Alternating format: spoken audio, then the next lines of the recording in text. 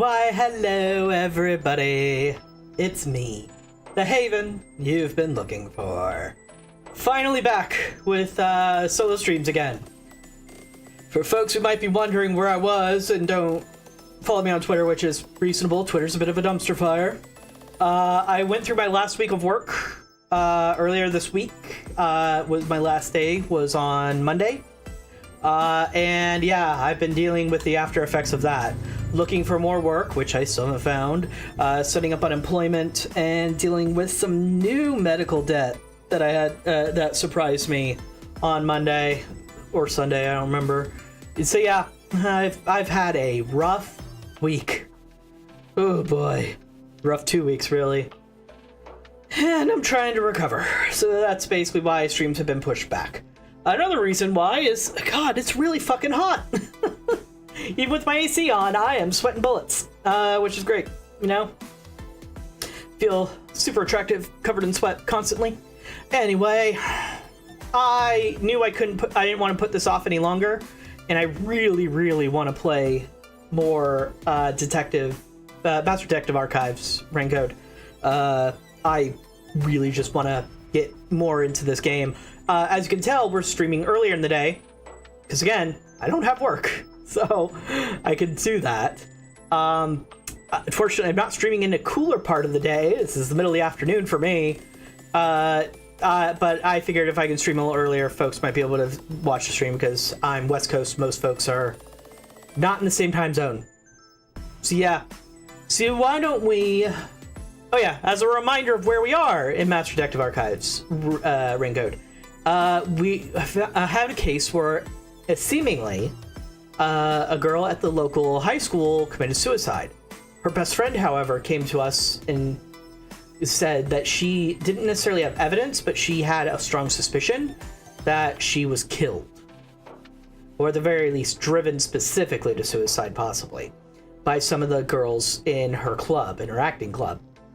Well, as we began to investigate, one of the members of the acting club died on stage during a preview performance, or a practice performance, seemingly from poison. And we're trying to investigate that. However, to do so,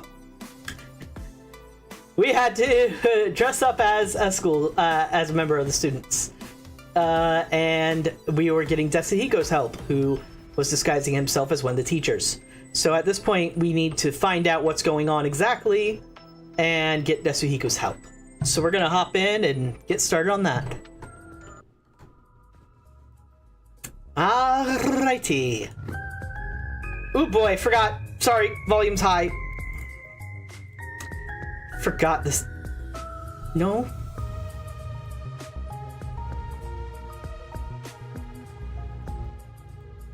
There we go. Sorry. I always forget my capture card every time I reset it. Every time I restart it, it resets the volume. Alright, Desahiko. That's the teacher he's disguised as, the girl behind this one. Everybody thinks they're cute. If you don't go underground, they'll be mad at you. Yeah. I was called for questioning, but now I'm heading back. Let's go together. Oh, it's fine. I'll be right there, so go on ahead without me. You sure? Well, I was curious. Are all the other theater club members also underground? Like Yoshiko, Waruna, and Kurone too? Yeah, that's right. Yoshiko is feeling pretty shocked right now. She's in the rest area because she wants to be alone. Waruna is with her usual friend group in the makeup room. As for Kurone, maybe she's in the staff room with the other club members.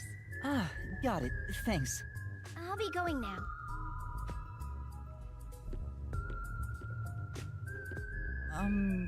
Teacher? I'm sorry. Sensei! My student is distressed, so please excuse us for a moment. You okay, Yuma? I'm fine, but Kuromi got caught by the peacekeepers. Are you serious? What are you gonna do? Tetsuhiko, can you lend me a hand investigating this case? Don't tell me you want to keep investigating behind the peacekeepers' backs. I know it's reckless. The chief even told me not to, but this is something I have to do. You gotta save the woman you love, right? I totally get it. No, it's not like I love... My man. Usually I'd help you out of sheer respect alone, but those bastards questioned me already, so I can't move from this spot. Couldn't you make up an excuse to leave? Aren't you good at that? Yeah, I probably could, but I couldn't stay away for too long. Maybe I could slip out in disguise, but that'd put them on high alert and make the investigation tougher. Then what should I do? There's another solution. I'll disguise you, so you can keep on investigating. You want me to keep investigating in disguise? Yeah, I'll give you a voice changer too. I'll leave this to you. But if this goes on for much longer, we'll both be in trouble. My disguises can't last forever. He did say it tires him out to use the word disguises. It puts a huge strain on my body. I'm already starting to feel dizzy. Are you okay? Not really. But I gotta do this. It's all to save the love of your life. Misunderstanding, but we'll roll with it. Saying I love her is a bit extreme, but... Besides, I'm a master detective of the WDO. I've seen plenty of dangerous situations. So, who do you want to disguise as? Tell me.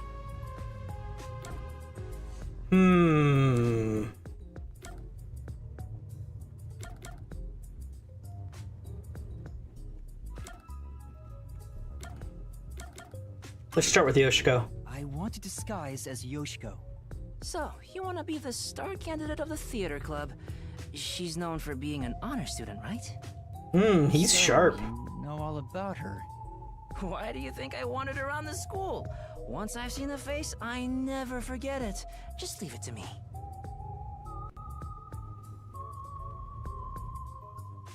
Pardon me. She said she's not feeling well. May I accompany her to the restroom? I'm sorry. We'll be back right away.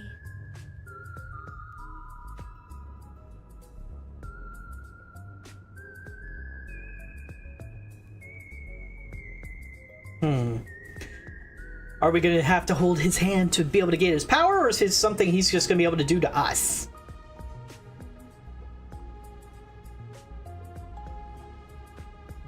Alright, that was perfect. I slipped a voice changer under your clothes, so be sure to use it. Oh, also, just a heads up, touching your own boobs won't feel good or anything. I'm not gonna touch them! We'll see about that. Perverted detective. I'm heading back now. Get going. Okay. Yoshiko is supposedly well respected by everyone. I hope I can extract information from different theater members. But I'd better be careful and avoid the real Yoshiko. I think Yoshiko is in the rest area, and Waruna's the makeup room. Kurune should be in the staff room. Good. So makeup room or staff room is where we want to go next. A perverted cross-dressing detective appears. The theater hall is currently closed off by Vice Director Martina of the Peacekeepers. All students who are at the scene are to remain in the lower level. You are to stay there as well. The pervert detectives roaming around. She's just gonna keep harping on that, isn't she? Alright. Let's get some eavesdropping. I'm so hungry, I'm about to faint. If I knew it was gonna happen, I would have had a meat bun before coming. You're going around keeping everyone's spirits up? That's so like you. No, that's not quite right. You're always so kind, but be careful not to push yourself too hard. Oh! Uh-oh. That's, seems like it'd be easy for them to notice us both, wouldn't it? I was watching you play to kill some time for the bus arrive. Can't believe I got caught up on all this. Tough luck, huh? Guess we must be thinking the same thing. After this, I don't know if we'll be able to go on stage again. I'm so scared.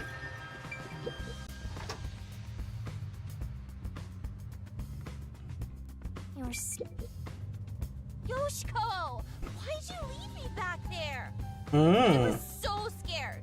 Those peacekeepers kept harassing me. They're the worst. I watched from above the whole time. I saw Kaden die.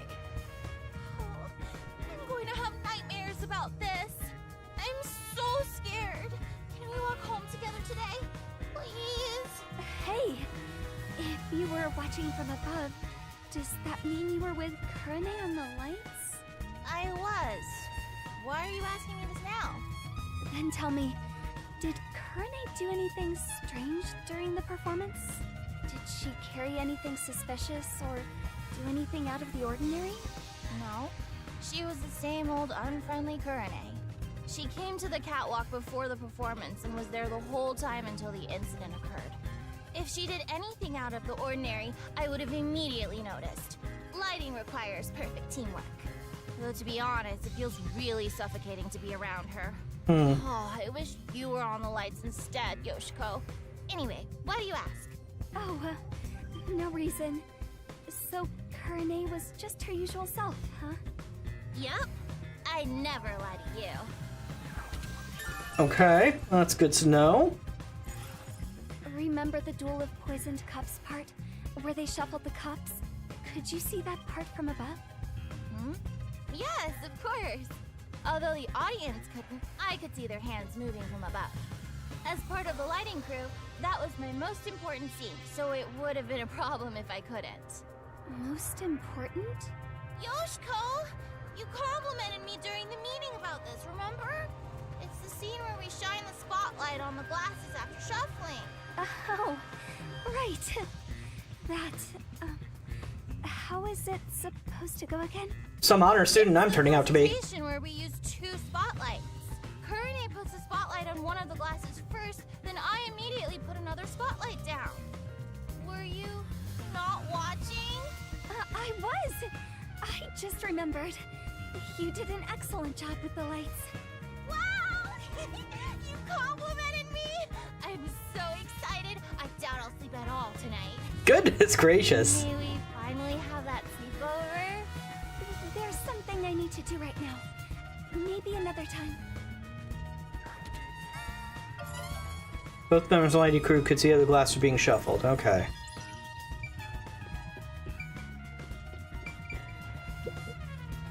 It's a club locker. Yoshiko's name tag is on it. I should open it and search inside. You're opening a young girl's locker? What you're doing is totally psycho. It's for the investigation. Give me a break. Yeah, whatever. I hope it doesn't turn into a hobby. The script and makeup items are neatly placed. Huh? There's a glass in the back. Interesting. That was used for the play. What is this doing here? What else is there? Oh, there's a photo on the back of the door. It's a 2-shot photo of Yoshiko and another girl wearing this school's uniform. Who is she? And the others are ripped out. That's about it for the things of note in this locker. Okay, well that's good to know. It's a club locker. Cotton's name tag is on it. That isn't your locker, Yoshiko. I'm not gonna be able to look at any of them unless I'm disguised as that person. We talked about this during the last meeting. Using someone else's makeup will lead to fights, so we aren't allowed to open other people's lockers. The situation is bad enough already, so please don't do anything that could start more fights. Right. Sorry.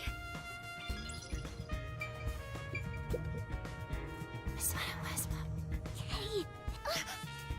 What's wrong? Oh, it's nothing.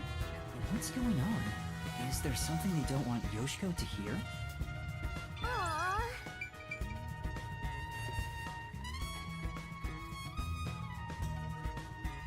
Okay, all the stuff that Shinigami's leaving behind was strange. You managed it well. Huh? What do you mean? You're getting good at playing dumb, too. Are you practicing for the Peacekeepers? You really are the top actress after all. Are you talking about what just happened? You really want to say that so loudly? Don't worry. I know how to keep a secret. She seems to believe Yoshiko is the culprit from the way she's talking. Is there something about Yoshiko that makes her think that? That's ominous.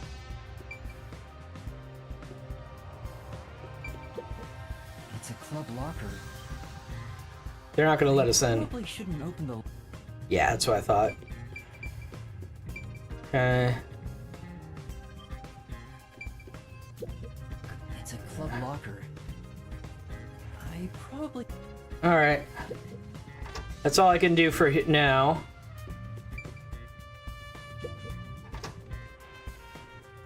My eye is twitchy. Can we have some time alone for a bit?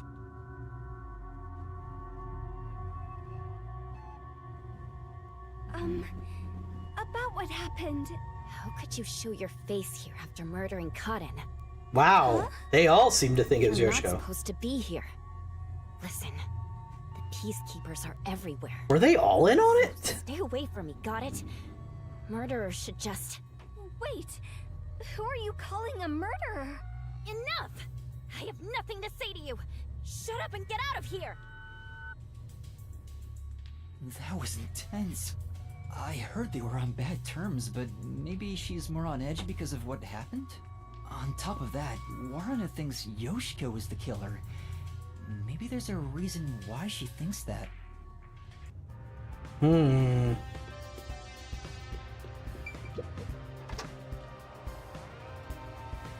That didn't even get added as my one of my swords, but I mean, that wasn't really evidence. That was just kind of her speculation. You were in charge of the costumes? You're acting like this is the first time we've met. Do you not remember me? Well, people call me the ghost member all the time. I'm here every day, but no one notices me. Well, at least I'm not as bad as Kurene. But she stands out a lot when she's on stage. Could it be she acts a certain way so she doesn't stand out on purpose? What do you think, Yoshiko? I'm not so sure. She's quiet. Maybe she's not on good terms with Yoshiko. Probably best to talk to her or someone else. A gun? Obviously a it's fake. Just a water gun. There's a hole on top for adding water. That's the prop we used in our previous performance. You did a wonderful job. Thanks.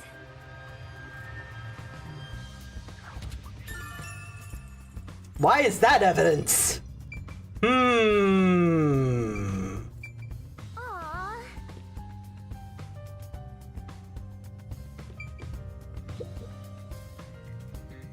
What should I do? I'm gonna get yelled at. What's wrong? Yoshiko, I'm so glad you're here. Is there a problem? Yes, well, we're missing a prop glass. No one in Yoshiko's locker. You mean for the stage? Yes, you're the one who prepared it for our play today. Oh, did I do that? Huh? Did you forget? We originally planned to use wine glasses, but their thin stems break so easily. So last time you bought 4 others, including the backups. Oh, right. 2 backups were on the prop shelf, but there's only 1 of them now. Oh, where could it have gone? Speaking of, I want to ask if you're the one who set the glasses up on the stage. Yes, I was. Did you notice anything strange with the glasses at the time? No, they were spotless. We can't let anything happen to the glasses our actors use. I see. Thanks. Spotless, huh? Interesting. Okay.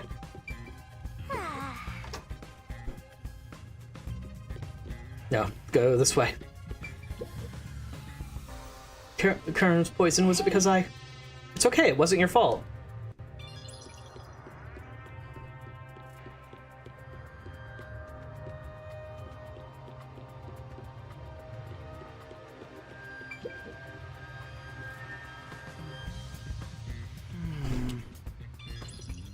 Okay.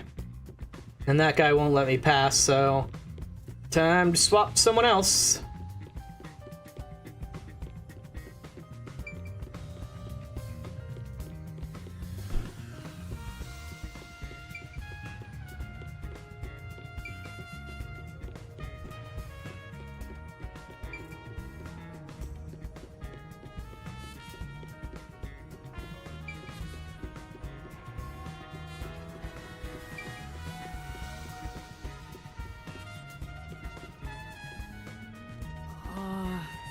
No.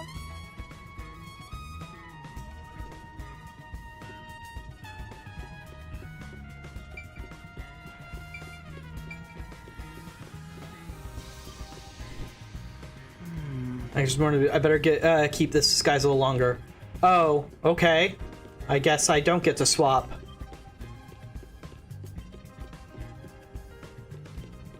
Well, then I'll go back to the room that had the exclamation mark. Obviously, I'm missing something.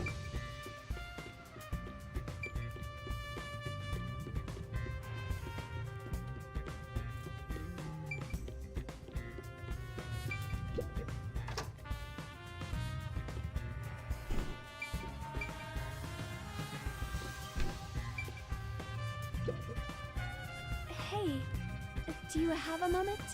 I want to talk about what happened. Yoshiko? Hmm? What's wrong? I'm sorry. It's nothing. Excuse me. She suddenly fell quiet. I guess I shouldn't question her anymore. She looked like she wanted to say something, but maybe it's something she can't say to Yoshiko. Maybe she'll talk if I'm disguised as someone else. That should be enough. That's all the investigating I can do as Yoshiko. I think I'm about all the information. That's about all the information I can gather while disguised as Yoshiko. People treat Yoshiko exactly like it was reputed. Everyone around her seems to trust her. That being said, Waruna and Kurone seem to think Yoshiko is the culprit. Do they think she poisoned a rival to eliminate the competition? But I don't see her as someone who could kill. There was no info tying her to the murder either. I think I need to disguise myself as another club member and gather more information. Getting addicted to drag, are you? I don't think you're about to win any races.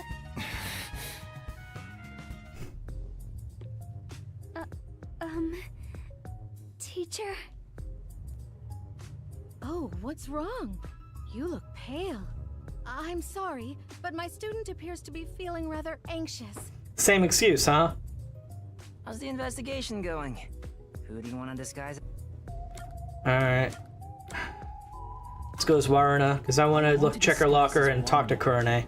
Waruna, the other lead actress on stage. No, I kinda dig chicks who seem hard to get.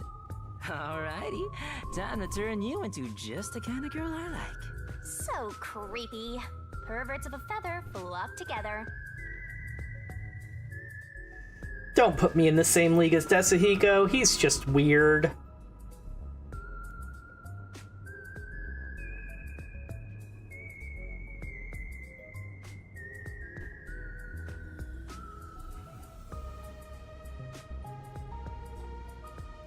Alright, that's perfect.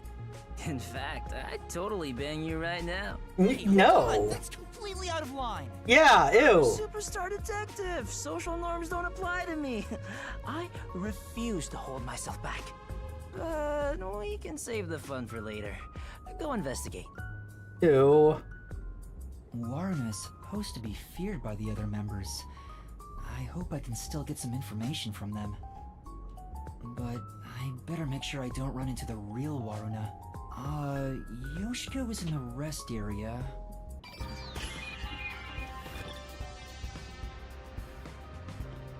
Alright, onward and forward. Looks like there's more exclamation mark places this time.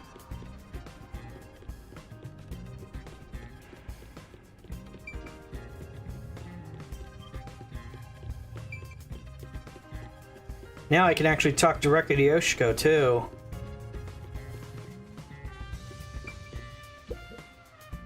Hey. I said hey. She hears me, but she's ignoring me. I knew they weren't on good terms, but I didn't expect the seemingly friendly Yoshiko to act this way toward her. Still, I need to get her to talk, or I won't find any clues. Hey, Yoshiko. Why are you ignoring me? You're the one who told me not to speak to you. Huh? It's unlike you to act like this.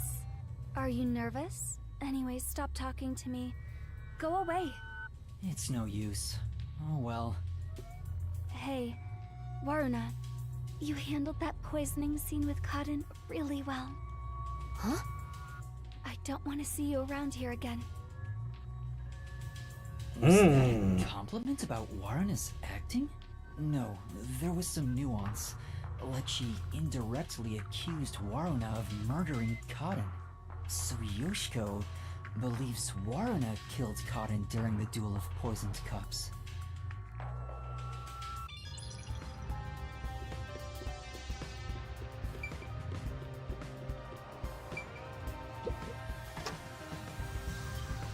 Which should I pick? This locker has Waruna's name on it. It doesn't seem to be locked. Going through a high school girl's locker while claiming it's... I'm not a criminal. I'm a detective. Well, a trainee. And in this town, they're the one and the same. Theater magazines. Huh?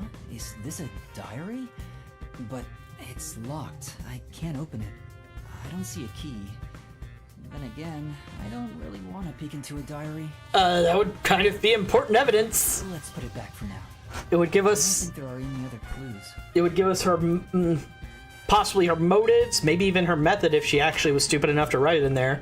But more likely it can just give us her daily routine.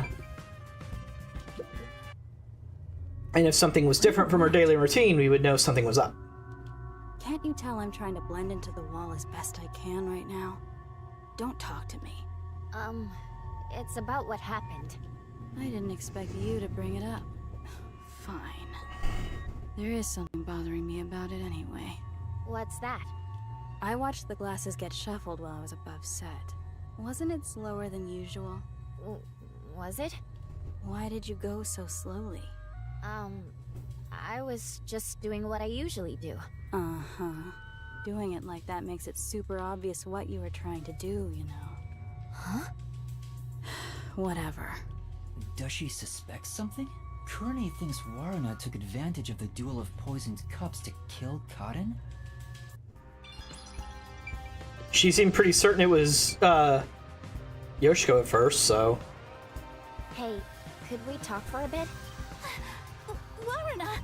What's wrong? Well... She's really nervous around Waruna. Maybe I can push her a little to talk. You should tell me if you notice something. Otherwise, I might get upset. Sorry. There was one thing I noticed.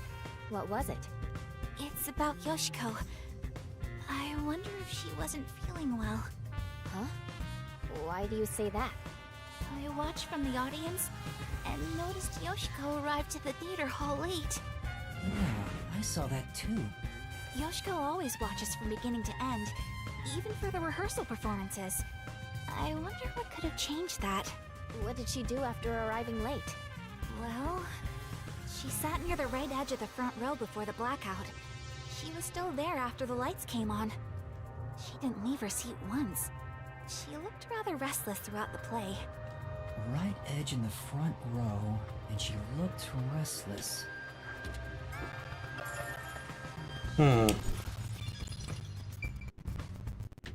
Great, do I have to talk to everybody again? Hey, can you talk right now? Oh, Waruna. I'm sorry. I'm a bit busy right now. It's no use. She won't talk to me.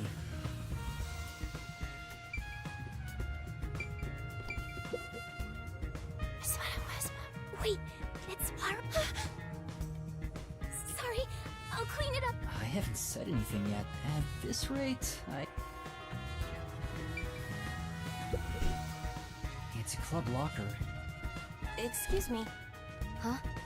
We talked about using someone else, Waruna. You... Sorry.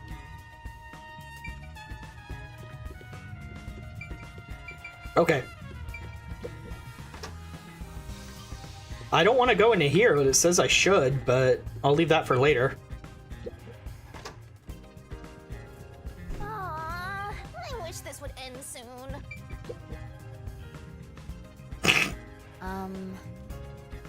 Shinigami! She's ignoring me. Looks like... We already know about this. Warna, I'm clean. I'd appreciate. Oh, got it. Oh, Warna, what brings you here? Sorry, I'm busy cleaning up. She's obviously afraid. Okay. Basically, it's just giving me hints about who can and cannot be talked to while I'm Warna. Oh! Warna was in this room. I should probably stay away. But it still has an exclamation mark. Ah.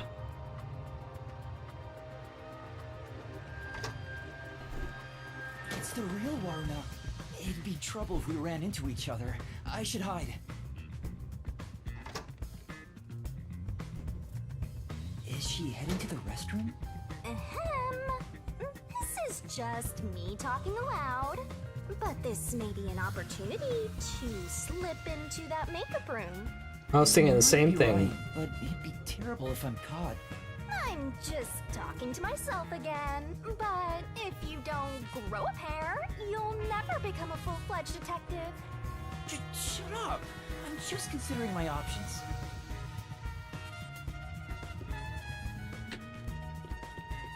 Yep, in we go. Hey, back already? Yeah, I forgot something.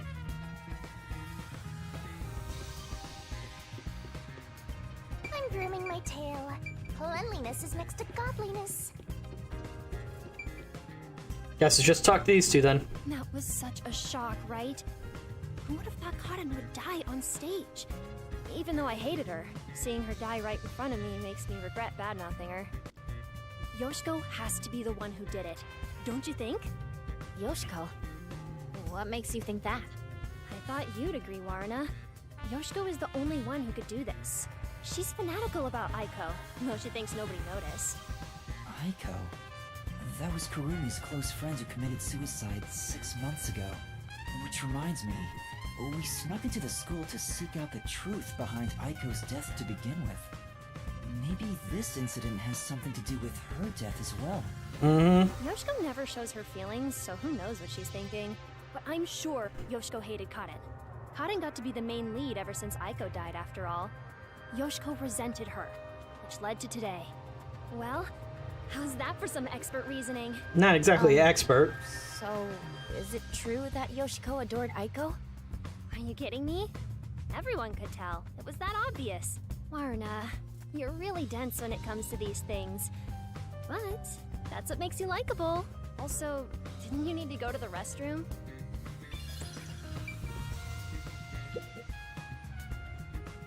I'm scared. I can't believe I watched someone die. I wonder, where did Karen's soul go? The true culprit's soul is deep inside the mystery labyrinth.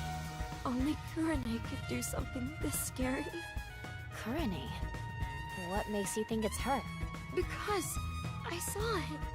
Kurane stole Karen's script when it was left in the wings. Huh? She ran off somewhere with the script. Isn't that suspicious? Kurumi It took is a Karen's little. script? What does it mean? Is there a secret involving her script? Varna, please stay by my side today. I'm so scared I could die. Oh, I'll think about it. I better get out of here. Thanks for talking to me. Anyway, Goes out that door, comes in the other. Now, what? That was super quick, Warna. huh? Or comes in the same door, which some reason is Almost ran into double-sided. each other. That should be enough. Maybe that's all the investigator can do. Alright. One last trip around. This time That's is... all the info I could get as well. People are afraid of her, so they don't really talk to her. But Yoshiko and Kurone both seem to suspect Waruna. On the other hand, Waruna's group of friends suspect Yoshiko and Kurone. Everyone suspects each other. Maybe everyone was on edge even before today's incident. There's still no information that could lead me to the culprit yet. I should disguise myself as another student to get more information. I'll head back to Desuhiko for now. I hope Desuhiko's not under too much stress from all this transformations. Teacher, do you have a moment? Oh, what's wrong? Are you feeling unwell? Excuse me for a minute. This student doesn't seem... How's the investigation going? Who do you want? I mean... I want to disguise as Kurone. Can you do it? Kurone. Hold on. I'm reviewing my mental high school girl album right now. Oh, found her. She's the one everyone calls distinctive. I don't know how society sees her, but she's right on the border of my strike zone. I bet he'd be happy with just about anyone. He'd probably enjoy getting hit by a dead ball if the pitcher was a girl. Okay, let's start. Eyes twitching again.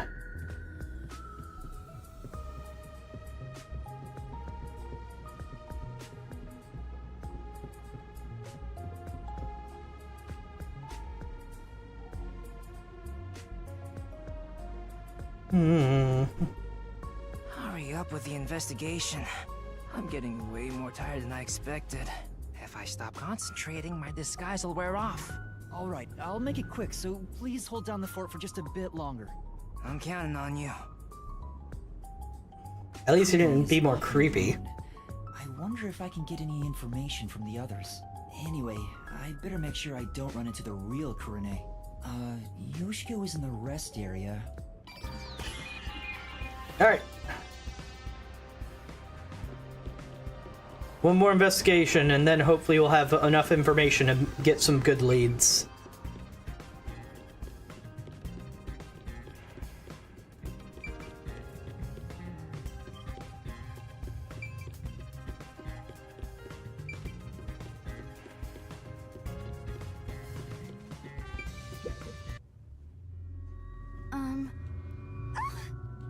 No, sorry if I scared you.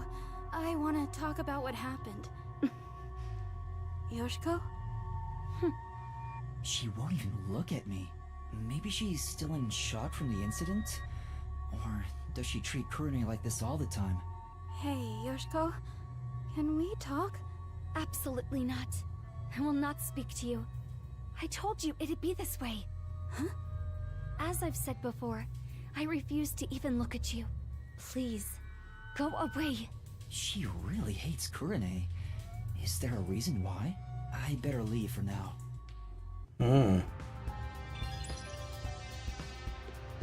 That was intense.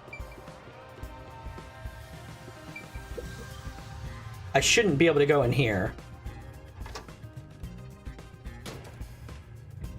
That was close. I almost ran into Kurone, but I need to check inside. I'll just... Yep, go in there later.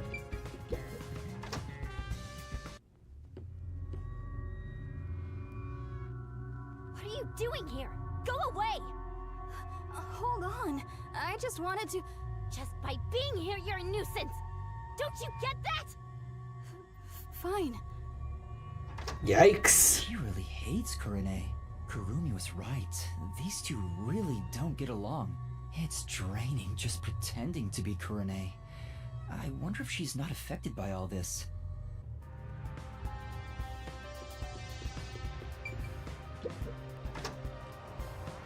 You're still not done. Do you want something? I'm busy right now. She's so cold. She refuses to speak to Kurone.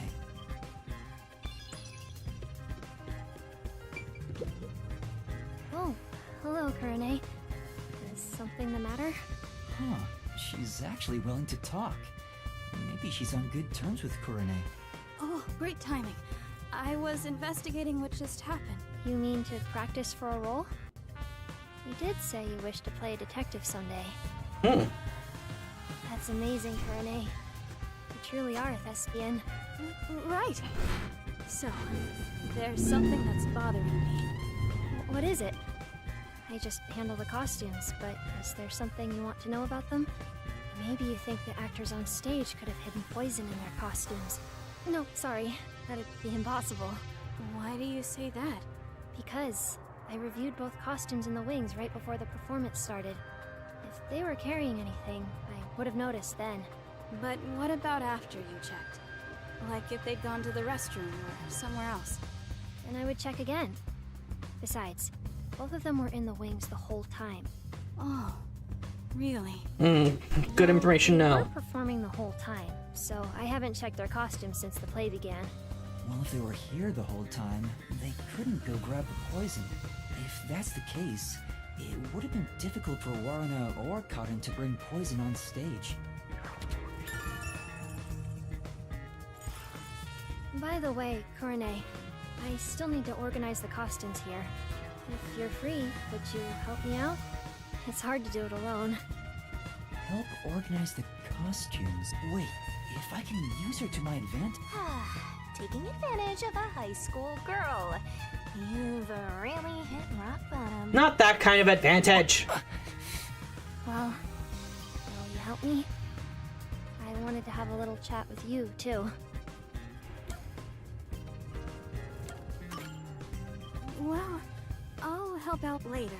So can you grab me from the staff room? Later? When? Count to 100 in your head. I'll be done with what I need to do by then. Alright. Well, 1. Wow, she's really eager. I better leave right now.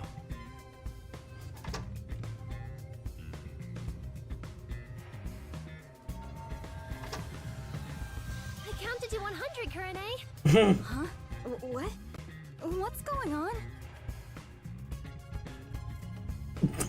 Wow, okay. She's forceful.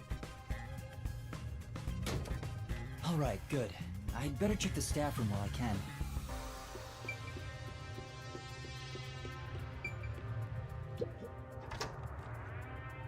Alright, Let's take a break. now I can check KuriNe's locker. It's a club locker. KuriNe's name tag is on it. It doesn't seem to be locked. This KuriNe gal seems the type who'd booby trap her locker.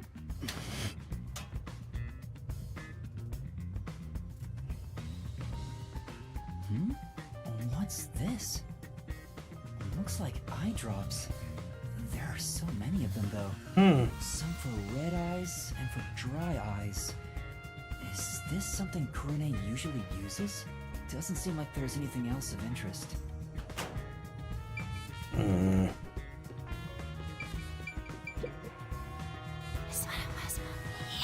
Two theater club members are whispering. Maybe this KuriNe disguise has made me less conspicuous. So, who do you think killed Cotton? It has to be Waruna, right? Totally. It's gotta be her. She can never read the room, you know? Like, she doesn't see the other members as people. We're all just stepping stones to her. She thinks she's the main protagonist or something. She basically treats everyone like side characters. I know what you mean. She wouldn't think twice about killing people. They're talking about Waruna behind her back. The theater club really is on edge all the time. But even if Waruna was the culprit, how did she get Cotton to drink the poison? Well, it's gotta be at that one part. The part in the script where Waruna gets closer to the shelf? Oh, right after the blackout. It's the scene where she gets the plate, right? She could have secretly snuck in some real poison and added it to the glass or wine bottle. That's it. Waruna is totally the culprit. The scene where Waruna approaches the shelf. I guess it is pretty suspicious. So last time we discovered there was a blackout during the play, but apparently it was scripted. But now we know KuriNe had possibly gotten a hold of the script. Maybe she edited it and added the blackout to it. Because that seems like an odd thing for the play to have normally. Could she have added the poison then? In the upside down glass on the shelf?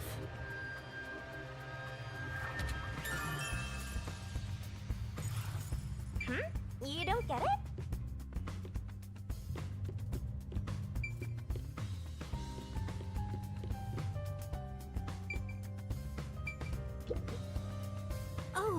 Kurane, this reminds me.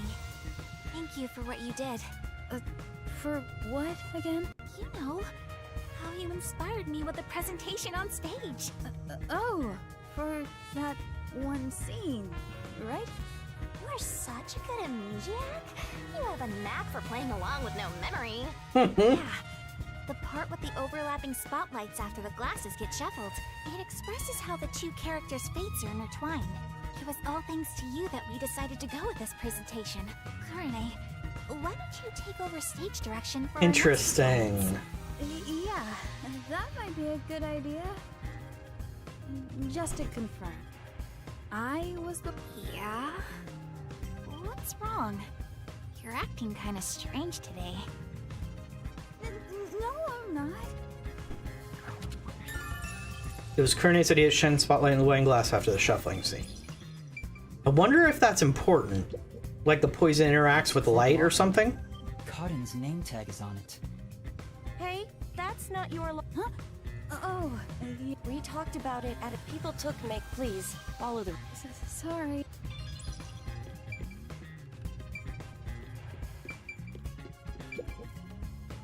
Hey, do you have a minute? You can hear me, can't you? Someone that loyal to Yoshiko probably is gonna interact like Guess this she's with her. not gonna talk. Alright. I guess there's not much else we can find in the staff room. We better leave before Kurane comes back.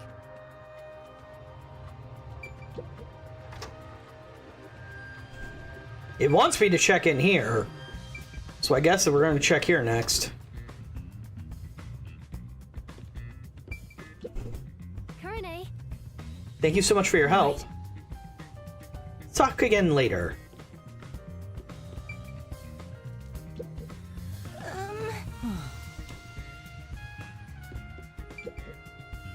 I'm still in the middle of... Oh, That should be enough. Oh, okay. It wanted me to check that again for some reason. That's all the information I can gather while disguised as Kurane. Kurane seems a bit eccentric, but she doesn't draw a lot of attention to herself. I was able to get some information thanks to that. Kurane was focused on production this time. She was thinking about the lights presentation. The lights were managed properly during the play. It doesn't seem like she had a chance to use any poison. I was able to gather more intel by disguising myself as those three, but I still don't have any definitive evidence that proves who the culprit is. I won't get much further just thinking about it, so I should go to Desuhiko for now.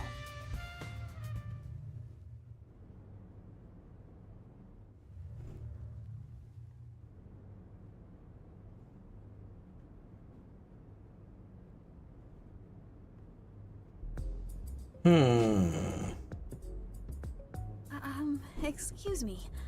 Where's the teacher who was here earlier? Oh, she wasn't feeling well and went to the administrative office. The same teacher keeps going back to the restroom, too. Maybe it's food poisoning. I see. Thank you. The office? Why at a time like this? Probably had to transform back.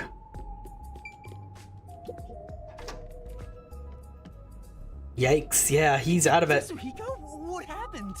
Oh, it's you, Yuma. Sorry. I need a break. I started getting dizzy, so, I ran in here to get away from everyone. I try to retrieve my disguise tools, but I can't. I'm at my limit. I can't move. You're that fatigued? Yeah. Now that I think about it, this is the longest I've ever stayed in a disguise. Sorry for making you go through so much trouble. Don't worry about it, man. I got to lean on the girl's shoulder on the way here, so really, I should be thanking you.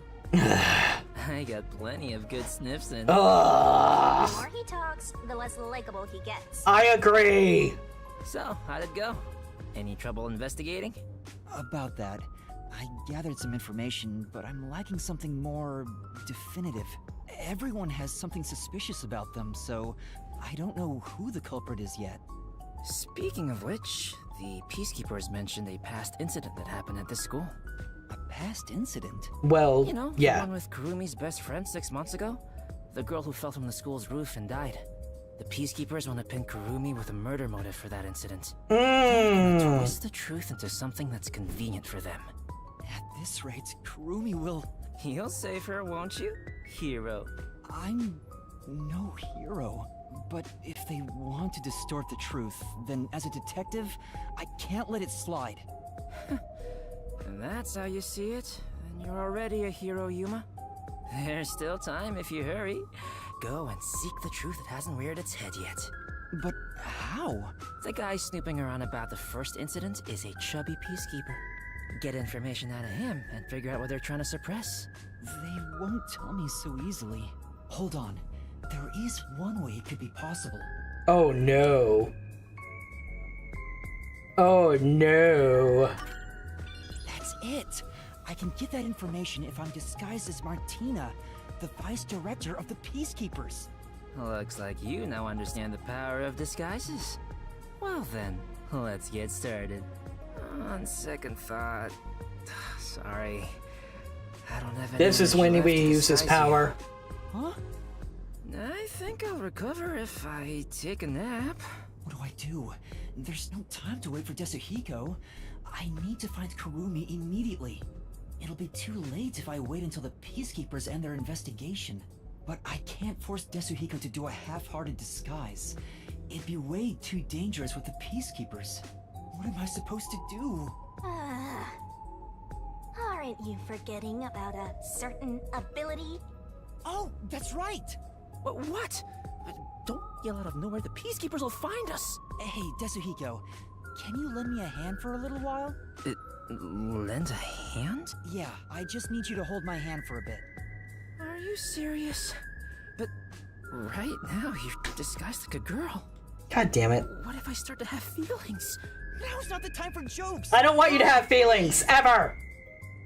Jeez, what's going on? What is this weird feeling? Is this love? No! I hate this man. It's a long story, but it's the forte I gained in exchange for my memories. Just holding hands will allow me to use another person's forte. Are you serious? You actually have a forte? Let me borrow your disguise tools. Do I have to hold his hand the entire time? How does it look? Wow! That's the perfect disguise! Did you really do this, Yuma? You never told me you had such an amazing power. I'm surprised there was a Peacekeeper uniform in your bag. You're so well prepared, Desuhiko. Wait, but we're holding hands. How'd you put your arm through the sleeve? Anyway, the disguise is over, so we can let go now. You said a chubby Peacekeeper was investigating the past incident? I'm going to go talk to him. And with that perfect disguise, there's so much more you can do. Right. You stay here and rest. I'll resume the investigation. This seems like it'd only be useful in very specific situations, though, seeing as how he can already disguise others somehow.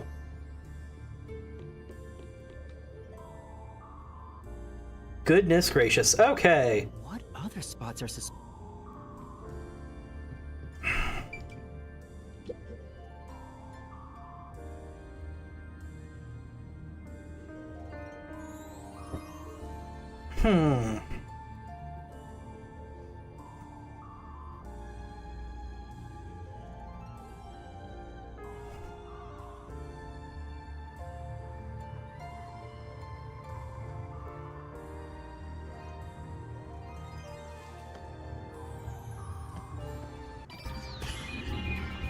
More investigation!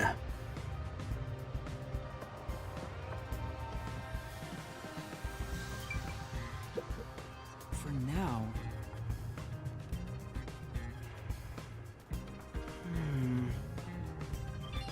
Okay, MP room is useless.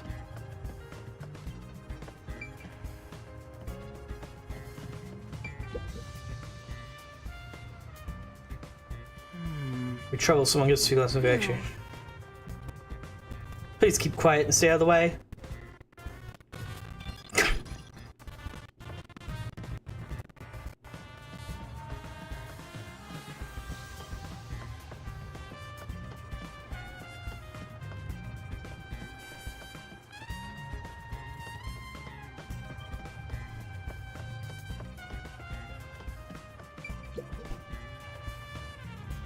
Anything I can do for you? Need to do some digging past the incident. In case, I think the man might have documents. The one you always get mad at for hovering around you. Always, huh? You know where he is? Well, I saw him outside the school building a while ago. He might still be around there somewhere. I see, I'll go have a look then. Cool. Exit should be this way. The way... It's not just me. The way he's walking as her is super weird, right? This guy looks so... You there. Do you have a moment? Vice Director Martina! Is it time? Punishment? Anyway, were you the one investigating the Aiko case half a year ago? Yes, that's correct! Is it time for my punishment? I need to confirm a few things. Can you tell me what you've discovered so far? Gladly! Aiko's body was discovered behind a school building in the flower bed after class. She was bleeding from an injury to her head. This is believed to be the cause of death. The body was not wearing shoes on either foot. The shoes were then discovered on the roof of the school building, set together neatly. This is why it was deemed a suicide via jumping off the roof. But that seems like it'd be easy to fake. Here is a photo from the scene.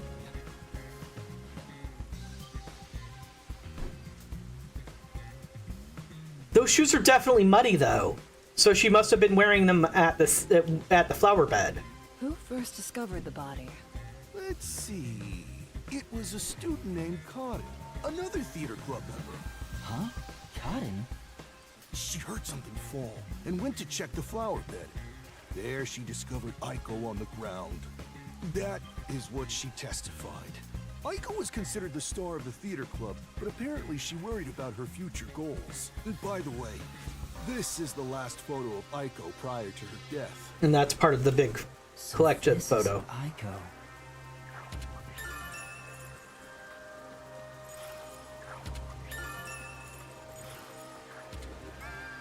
Mm-hmm.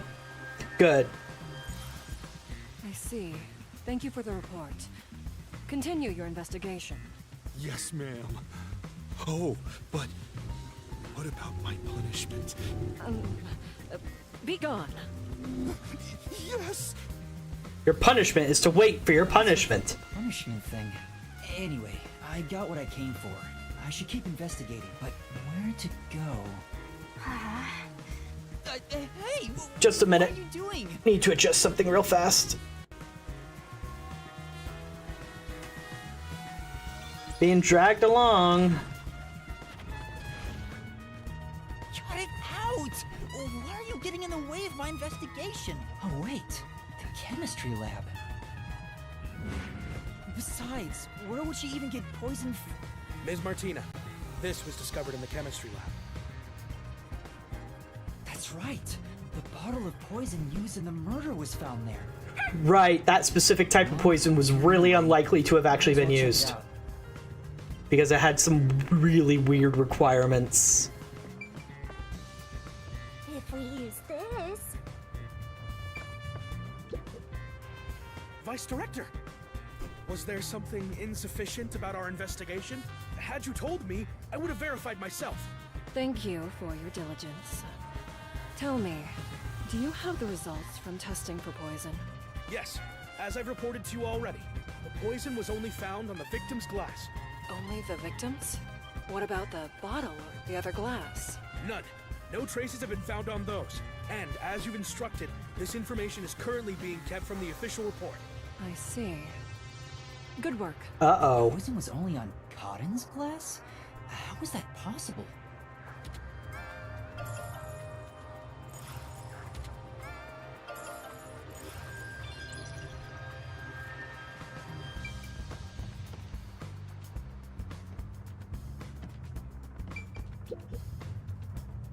They're eyedroppers used in the lab, but these still look new.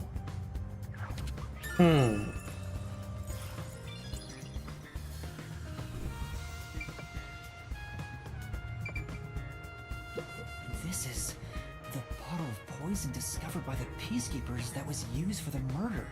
They'd taken it out for the investigation. Did they put it back because they were done? The report mentioned the bottle's lid was unsealed.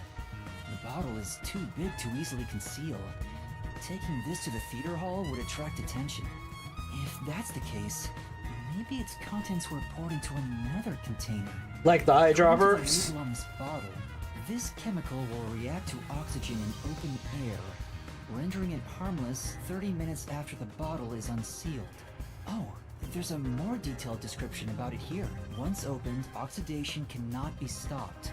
Transferring to another sealed container will not prevent this process. Well, that answers one of my questions.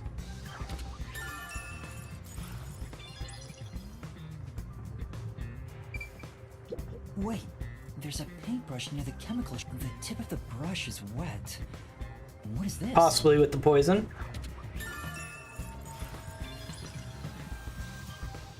There's probably not much else that can be checked in the chemistry lab, but it sure is convenient being disguised as Martina.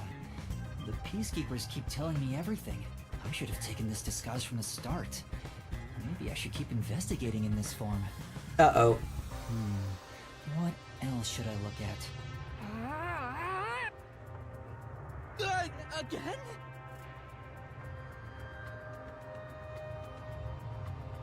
She can't help being helpful, no matter how much she's throwing a tantrum over this case.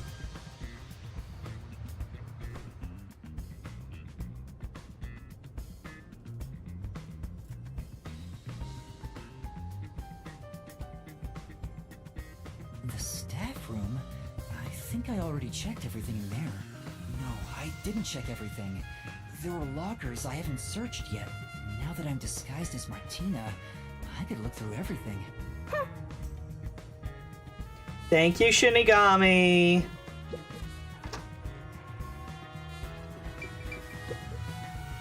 It's a club locker. Cotton's name tag is on it. I have to open this for the investigation. Do you understand? Huh? Yes. Huh? There's something on the floor. It's the script for the play. Cotton's name is written on the cover. There are tons of handwritten notes. A lot of effort was clearly put into this. There's something written in red at the Duel of Poisoned Cup scene. Take the glass the spotlight hits first. Okay. So the person in charge of lights was Karane. So she would have been the one to, and I do remember she was supposed to use the light first, according to the other girl. So that means she must have known which one was poison. Cotton must have written this. The handwriting is the same as the rest. Interesting.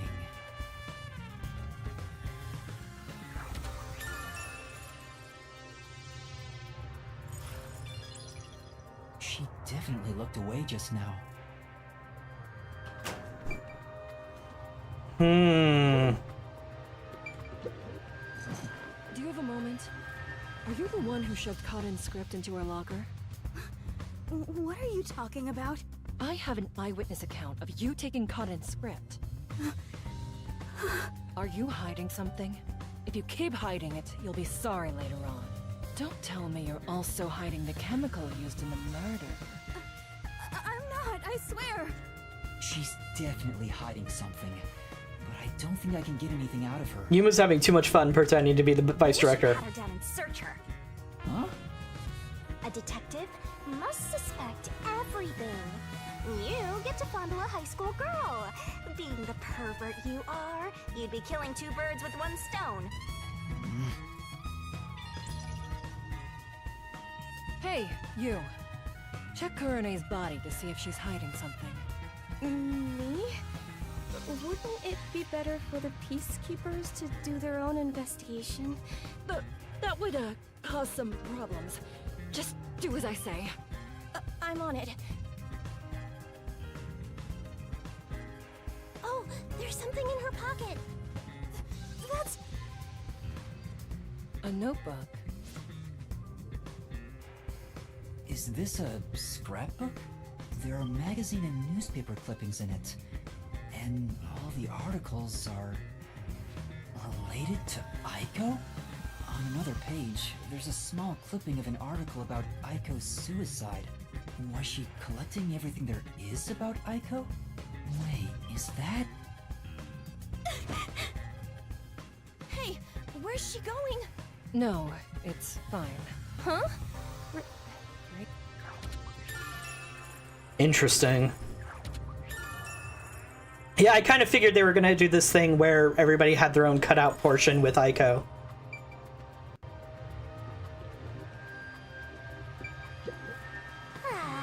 No.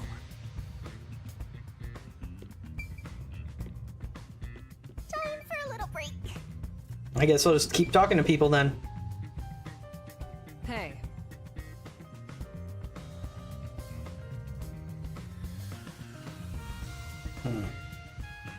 So maybe she's the culprit. At least that's what I think. Same as what I heard earlier.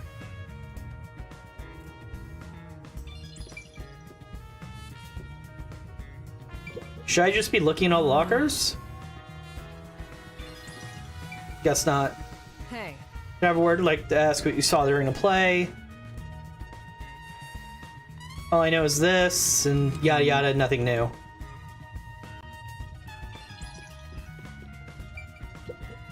You.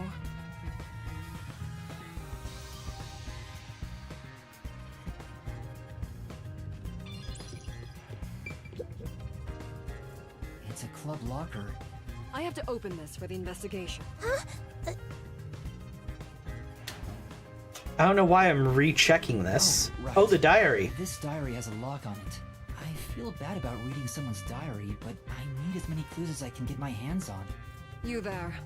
Can you call over the student named Waruna? Huh? Waruna? Sure. Oh, we're just gonna demand she opens it. Okay. What do you want with me? Can you open this lock? That's my diary! How did you get that? That has nothing to do with what happened! I'll be the judge of that. It pains me to do this, but it might lead to a clue. I have no choice. Isn't this what a detective would do? There's no need for emotions to solve a case, right? I understand. Here's the key. I'll give it back right away. Don't worry. Mm-hmm. That's what I expected to find. What's this photo? I see. Here, you can have it back. Everybody was fond of Aiko. Alright, that's enough investigating in this form. I should revert to my normal self. It'll get increasingly harder to investigate like this. Forcibly exposing secrets isn't an investigation. It's just coercion. You're such a naive softie. Alright, let's go back to Desahiko.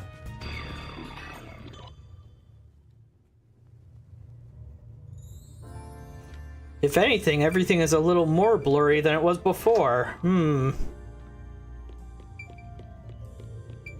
So far, Kurane is the...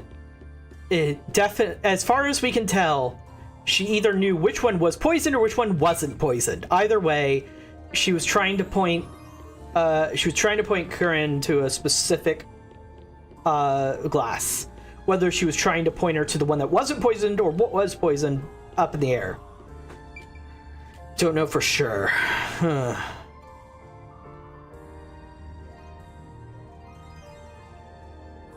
So there are two people missing from that photo. There is, of course, the girl who hired us and Corinne.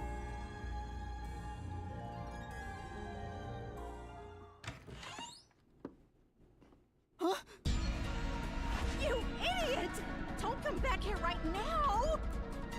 Damn, this is bad! Another elegant and highly intelligent beauty. What a surprise. Although it appears you were unable to copy what is in my head. Put your hands up! You must be the suspicious person wandering around the crime scene. I received word of you lurking about, and here we are. Who are you? Why are you holding your hands up, Shinigami? Alright. This is bad. What do I do? At this rate, both of us will be captured. Looks like you gotta surrender. And that's what you get for getting carried away.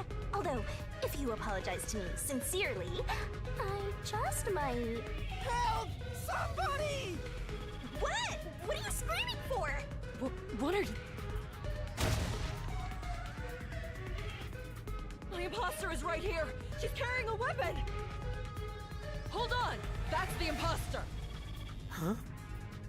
What? This teacher and I will evacuate the premises. Eliminate that threat at once! Okay, that was actually pretty good. Hey, now what do we do? We run! Far ahead? Let's, go this way.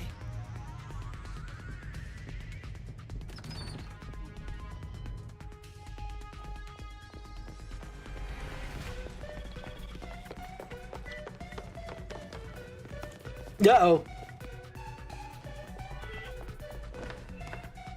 That's enough! As I suspected, you can't copy what's in my head after all. Now reveal your true identity, otherwise you will be shot.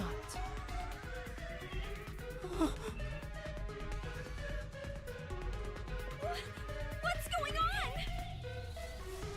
Huh? Why is our teacher? Les, there are two of the same peacekeeper? What is happening? This seems like a perfect opportunity for a mystery labyrinth. Yuma? Yoshiko, Waruna, Kurane, Kurumi too. I was so close. I almost figured out who the true culprit is. Now hurry it up. I won't give you a countdown before I pull the trigger. Wait! I'll do as you say.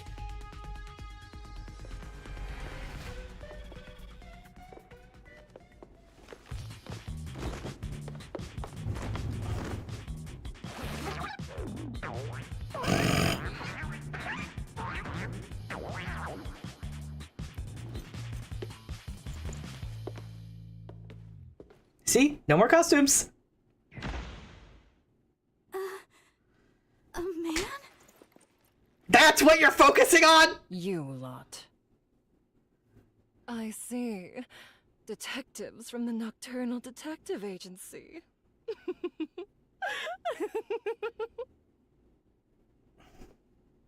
In that case, you can both be disposed of right here and now. What? Yeah, that didn't improve our situation at all. I've got no choice. What are you gonna do, Desuhiko? What are you doing? Get out of here, Yuma! Desuhiko! Have you gone mad? Do you realize what happened now? You will regret this in hell.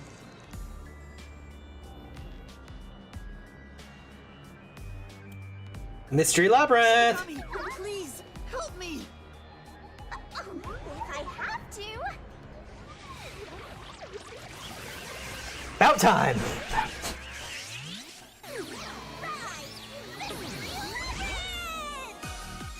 Of course. You have to do the magical girl transformation. It's an exceptionally important part of this situation. Oh god, Desuhiko is going to flirt relentlessly with her, isn't he?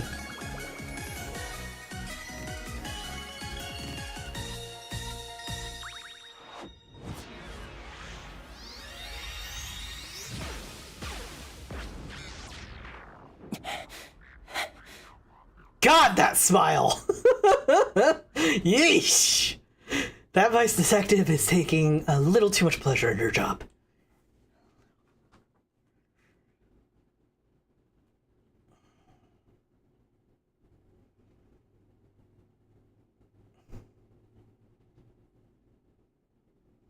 Come on. Load up, game. I need to... I want to get a good break point. This wasn't it yet.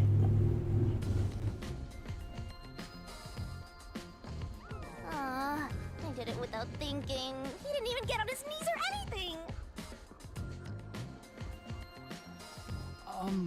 Well... Thanks, Shinigami. You saved me. affectionate. I'm compelled to help when people need me.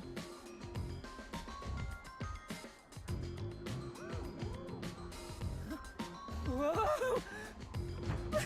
What's this? What's going on? Tetsuhiko's probably not going to catch on as quickly as the last one. Who are you?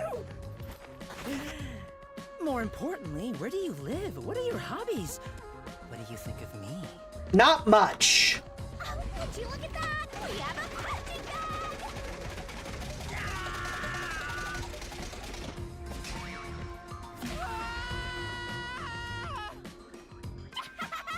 Down the rabbit hole we go!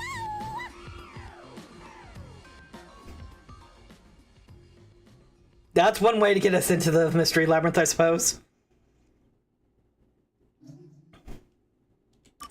Okay. With that, I'm going to take a short break. I needed to do some biological needs and whatnot, and I'm sure some of you folks do too. So get up, stretch, whatever you need to do to be able to keep watching comfortably. We'll be back in just a few minutes.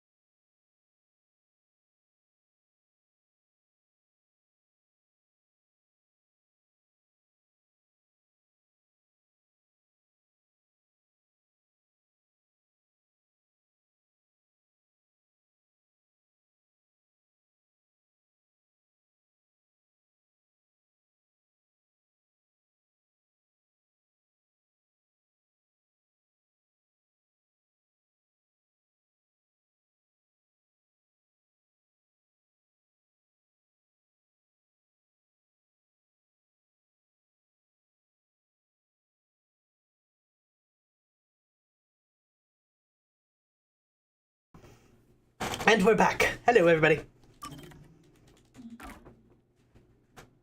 All right, into the mystery labyrinth we go. Down the rabbit hole. All right.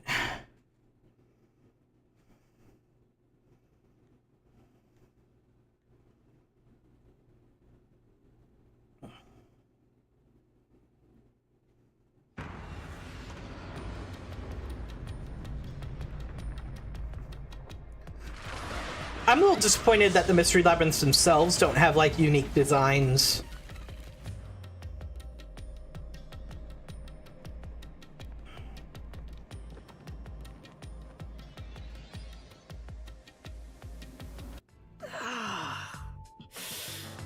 Ow!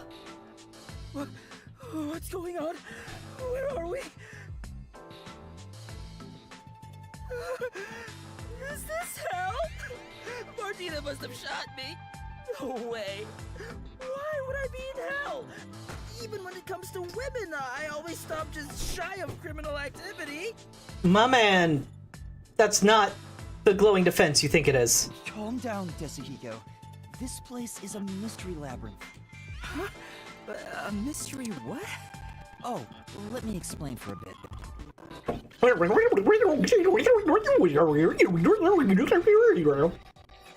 Probably took like twice as long to explain it to him. And he was focusing on Shinigami the whole time. Were you listening, Tetsuhiko? Yeah, I was just doing some appraising. Which means you were objectifying more women. Appraising? In a quite literal way. Yuma, this babe is totally top tier. Where'd you meet a hottie like her? There's never a shortage of girls when you're around. You're the best wingman ever. Master, this munchkin is an eyesore. You mind if I boom kill him now? No, you can't. Master, is that how it is between you two? You're making me jealous. Trust me, she's more the master than I am. Just explained everything to you, but you weren't paying attention. Hey, let's hurry up and do, you know. Huh? What does that mean? Is it something not family friendly? Just about everything in this game isn't. Master, are you ready to give your life for the truth? Yes, I am. Time for the dance!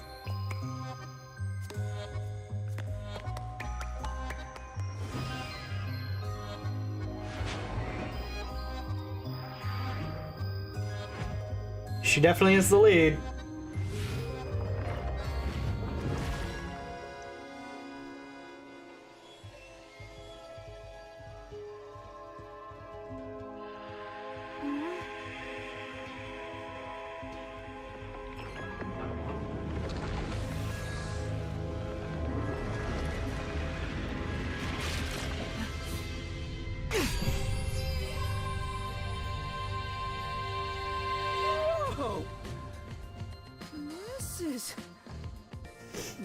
Nice. At least Tetsuhiko's able to understand the oh-so-subtle undertones of what just happened. I'm so excited. I feel like I just discovered a whole new kink. Vor's not new, Tetsuhiko. Hey, Yuma, me next, yeah? Let's swap places. Sorry, but that's not possible. Shinigami's powers can only be used by whoever made a pact with her. A pact? This goes even deeper than I thought. I explained that earlier, too. Anyway, next up is materializing the solution key. And this is gonna turn him on too, isn't it? Yep. Here you go, Master. She's perfect. I'm in love. Of course. I hate being right. Alright, I've made up my mind. I have no idea what this mystery labyrinth thing is. But before we get out of here, I'll get you to fall in love with me. If you decapitate yourself, then I would consider it. That can be easily arranged. No, it can't. Why do you have like anime protagonist image a second there? This mystery labyrinth. Our target is the culprit who preys on the truth. Right. This is the beginning of our battle for love. Jeez, I hope this works out.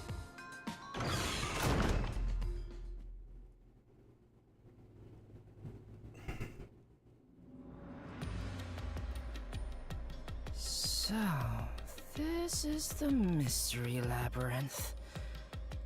Oh, talk about creepy. Hey, why don't we just head back and grab something sweet? I prefer corpses and mysteries over sweets.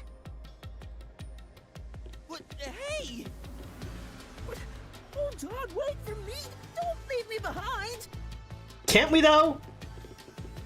By the way, Yuma, there's something I gotta ask. I don't remember how I got here. Is it because I'm in love? It's not love, it's the mystery labyrinth. When an outsider enters the mystery labyrinth, their memories are sealed away. This isn't gonna mess up my brain, is it? Am I gonna be alright? What difference does it make? Your brain is already messed up. That and Halara was fine afterwards. She didn't get to remember anything, but... Are we at the exit yet? We just got here. Oh, if only there was a brave, strong boy around. I would swap my master for him in a heartbeat. Huh? You can do that? Alright! Now I'm getting pumped up! Oh, off he goes. I wonder if he'll be okay. Who cares? He's just gonna slow us down anyway. Damn it, Shinigami. That was brilliant. Oh, he's back. We've got trouble, Yuma. There's something up ahead. Was it a cue? Did it look like a tiny creature? No, it's a witch. A witch is about to execute somebody. Yep, that's who they took the form of. Hysterical! Let's take a look.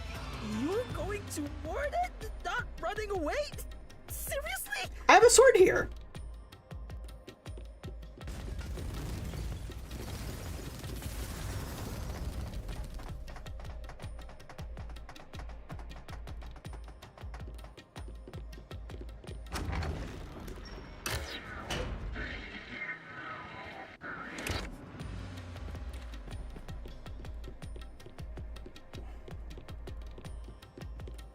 That is who I'm thinking it is, isn't it? Over there! There, see? Damn, that witch is scary! Okay, the thing is, she changed probably the least out of everybody. That's a mystery phantom. They're mysteries given form that try to block us from reaching the truth. They appear in the form of someone interfering with the investigation. Now that you mention it, that witch kind of looks like the Peacekeeper Martina. She's the one hiding the truth? What is she doing over there? Burning us in effigy. The execution. All criminals must be purified by the holy fire of darkness. Boy, that fire effect looks familiar. Uh-oh. Kurumi? Fan service? Nice. Shut up! So she's doing the crime on the black-chested Uggo, then killing her to cover up the truth. This is terrible. We have to save her. Relax, this is the mystery labyrinth, remember? That's not actually her. But still, I can't leave her like this. You dare intervene in this execution? Anyone who defies the Peacekeepers will suffer the same fate!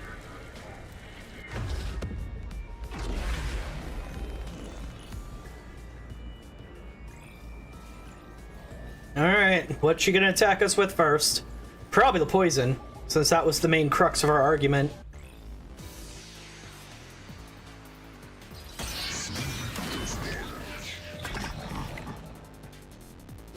Don't let any shady statements slip by. Mystery Phantoms sometimes hide the truth with a statement. Use repel new situation to clear the center of it all. You're in the way. You're a detective? How foolish. Oh, I'm supposed to be timing these better, aren't I?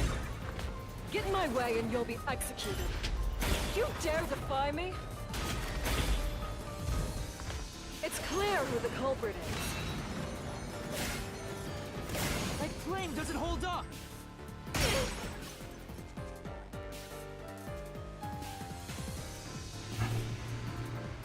Clear? That's impossible. You don't have any evidence. You're a fool to defy Peacekeepers. Very well. Allow me to educate you.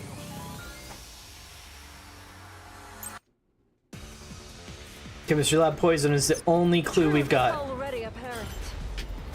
The culprit must be Kurumi. Damn it. Prior to the performance, she switched the wine with the juice. At that moment, she mixed in the poison to commit the crime. Nope, wrong button. Only Kurumi could have done it. Damn it. It's the simple truth.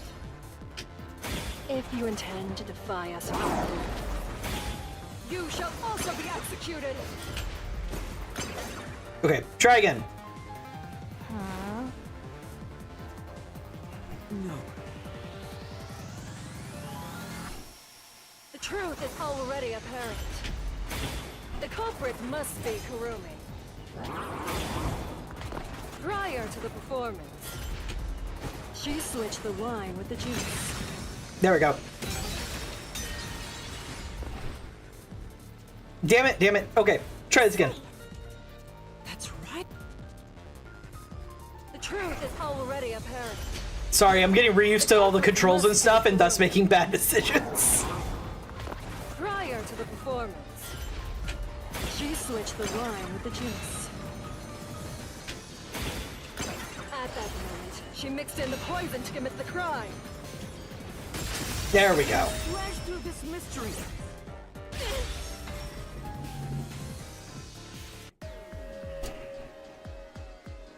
The toxicity of the poison used in this crime is neutralized 30 minutes after being exposed to open air.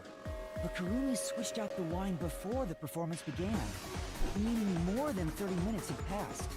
So even if Kurumi had mixed in the poison, by the time the incident occurred, it would have been completely neutralized, which means Kurumi isn't the culprit.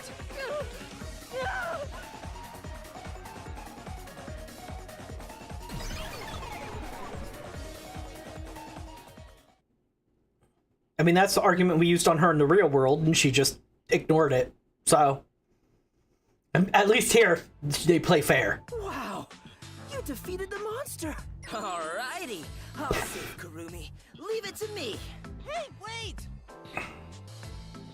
It's all right now. Hey, aren't you getting kinda cold? I'll warm you right up.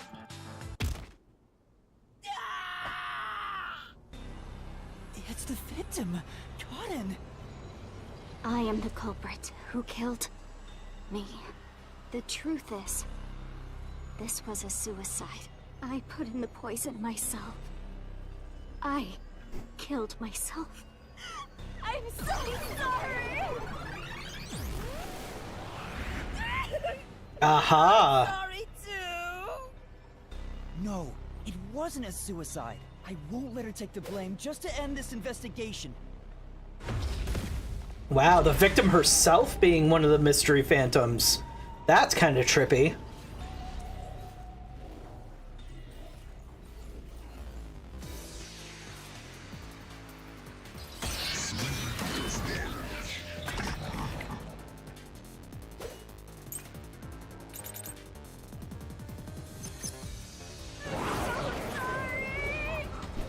Ah, damn it. This was just a suicide! It wasn't a homicide! It's all my fault. I wanted to die on stage. I put real poison in the vial. Afraid not. The truth.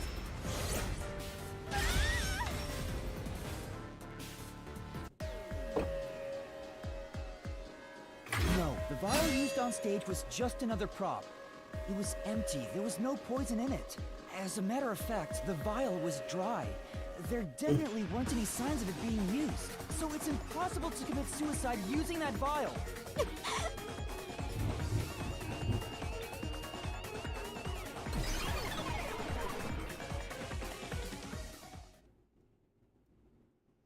I think they just wanted to put her in a black nun outfit.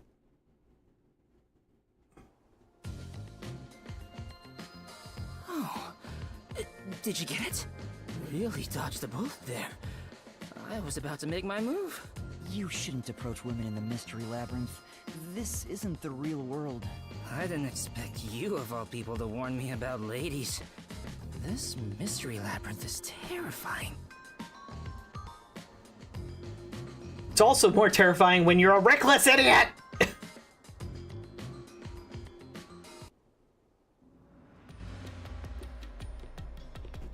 Hang on. Why was it impossible to have been a suicide? Even if the vial wasn't used, she still could have drank the poison herself. But the only thing Cotton drank from on stage was the shuffled glass. Even if Cotton added in the poison, there's no guarantee she'd be the one to drink it herself. It's not how someone who wanted to die would go about it. Gotcha. Yeah, I don't remember the play, so I didn't know it got shuffled. Hang on. Wouldn't the same be true for the culprit? If the glasses on stage were switched around, there's no guarantee the victim will take the poisoned one, right? Oh, maybe the killer wasn't aiming at Karen specifically, but just wanted either actress to die. I can't completely rule that out. That's gotta be it. I'm a genius, even without my memories. What do you think, Shinigami? You, wanna dump your master for me? I'm not sure. Can you escort me all the way through this mystery labyrinth? Yeah, of course. I'll grab a taxi or whatever to take you. Jeez. What the? Turn on the lights!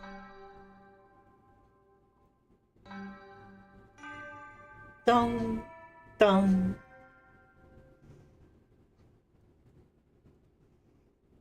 Mimicking the blackout from the actual stage. Ooh, trippy. Huh? What is this place? It looks like the school. And there are 3 doors? Looks like it's up to me. There it is again. Time to kill me! Huh?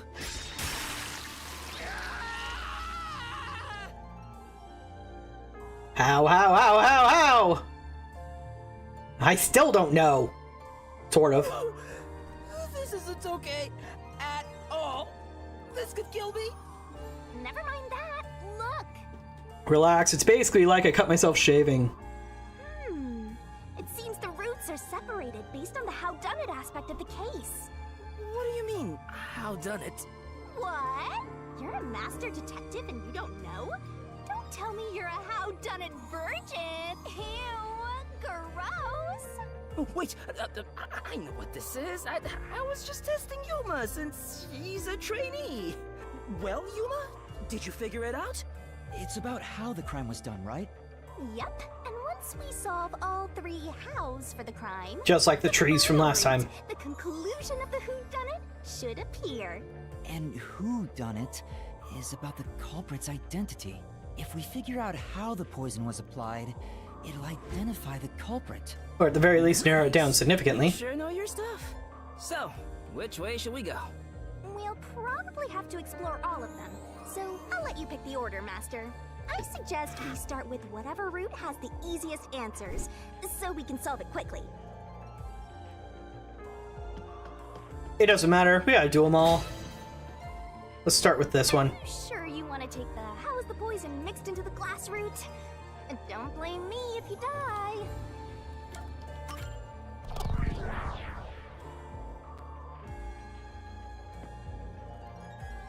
So, we're gonna solve the mystery of how was the poison mixed. Okay, I guess the mystery labyrinth is unique. Actually, I was thinking about that. Maybe it's wrong to think the poison was in the glass itself. Yeah, the Peacekeeper said the same thing. The poison was only found on the victim's glass. Oh, right. If that's the case, it narrows down the possibilities for how by a lot. But don't let your guard down. Unriddling a mystery labyrinth is never so simple.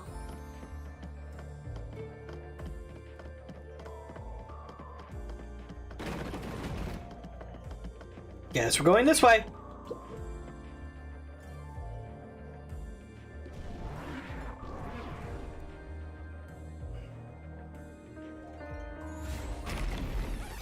Oh, fuck.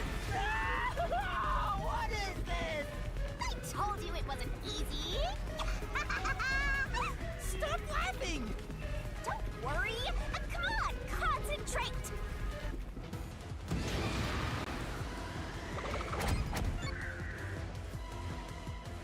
It's this door.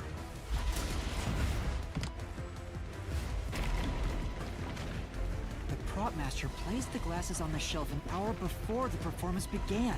This is real bad, Yuma. We got more boulders coming at us. Come on, concentrate, concentrate. There's another door, Master.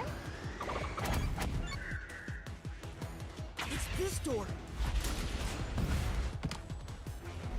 The poison is effective for 30 minutes, but the Duel of Poisons cup scene occurred 45 minutes into the play, which means the only way the poison could be used was during the performance.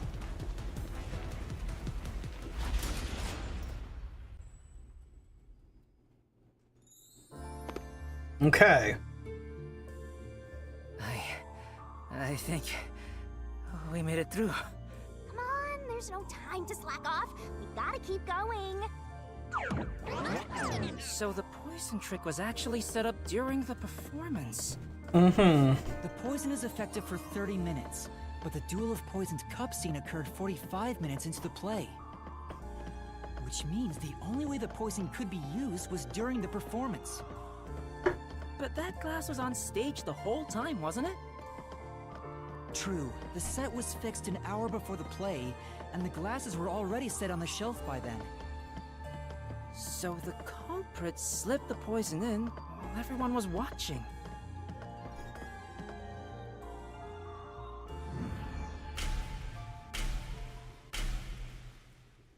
Or while everybody wasn't watching. See how the game is not so subtly hinting at us about the power outage. Or the lights going off.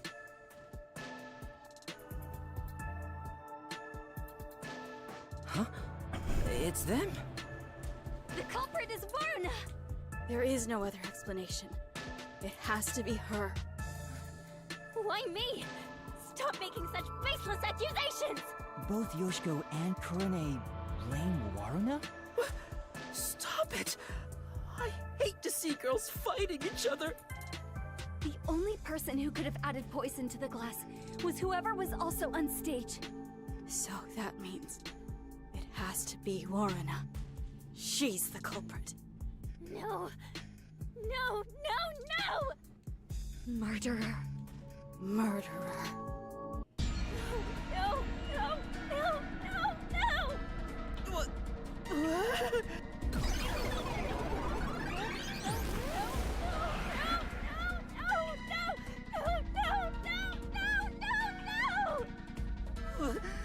Women are terrifying! I'm not the culprit! It's you! Yoshiko!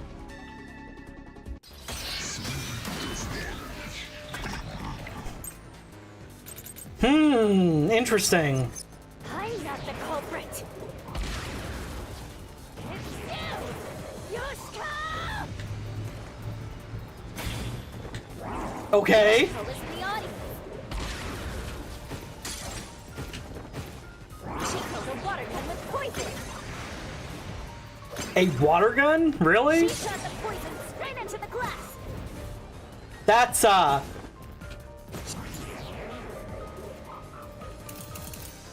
only have the one option.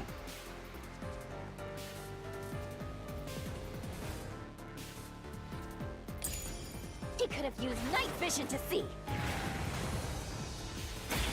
She knew when the stage would be dark. So it's possible she prepared for that. No, no. It is possible she prepared for that. Could she have prepared everything in the crime in advance? But I still think the solution key is important, even if she could have shot it from far away. It would have been impossible for the poison inside. I'm not the culprit. It's you, Yoshiko!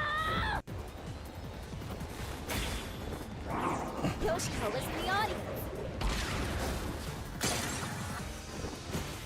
She killed a water gun with poison. Ouch! She shot the poison straight into the glass. Yeah. Through this mystery. It made it kind of obvious which one you're supposed to attack. No, the wine glass was upside down on the shelf. Even if she did use a water gun, there's no way she could have done it since the glass was upside down. The water gun could have still been used, it just had to have been from a very steep angle? As in up top? Women are really tough. I'm not the culprit. It's you, Kurene!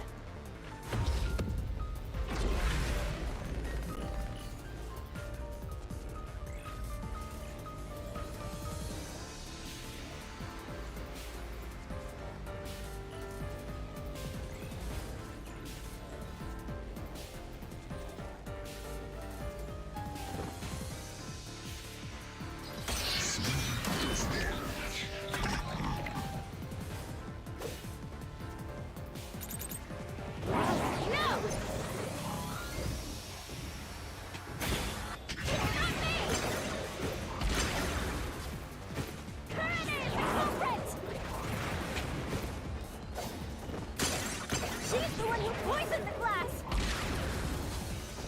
Ah, shoot. If it's not me or Yoshiko, Gosh darn it. then it has to have been Kurane! That claim doesn't hold up!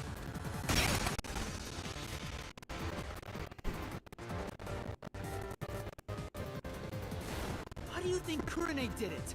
What's your reasoning? Okay, fine. I'll tell you why Kurane is the culprit. Lighting staff testimony. She was there the entire time. Don't Kurane's the culprit. She killed in a way only she could have. Kurane was on the catwalk and mixed the poison into the glass using an eyedropper. Okay, that's actually a theory I had, though.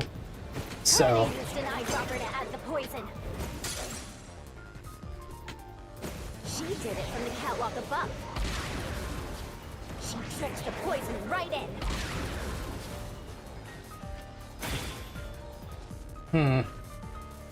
Right. But There's no doubt. Let's see exactly what it was. Just that it was nothing unusual. Okay. She killed in a way only she could have. Kurane was on the catwalk and mixed the poison into the glass using an eyedropper. Kurane used an eyedropper to add the poison. Not that one, really? I guess it's the other one. I said.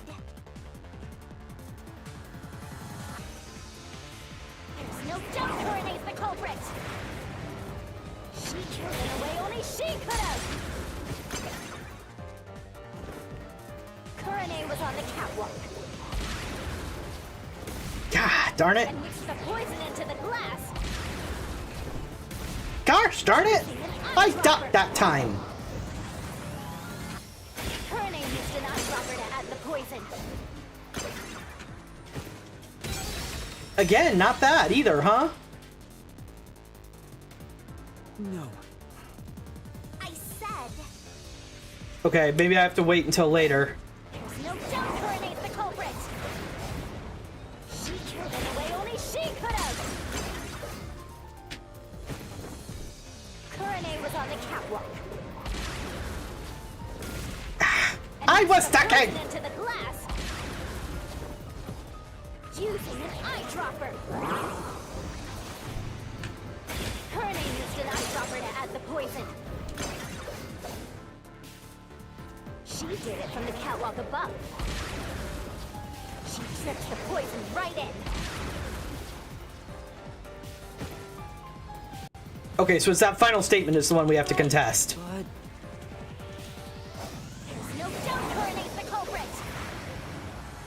She killed. Walk. And you. Kurane used an eyedropper to add the poison. She did it above. She tripped and right in.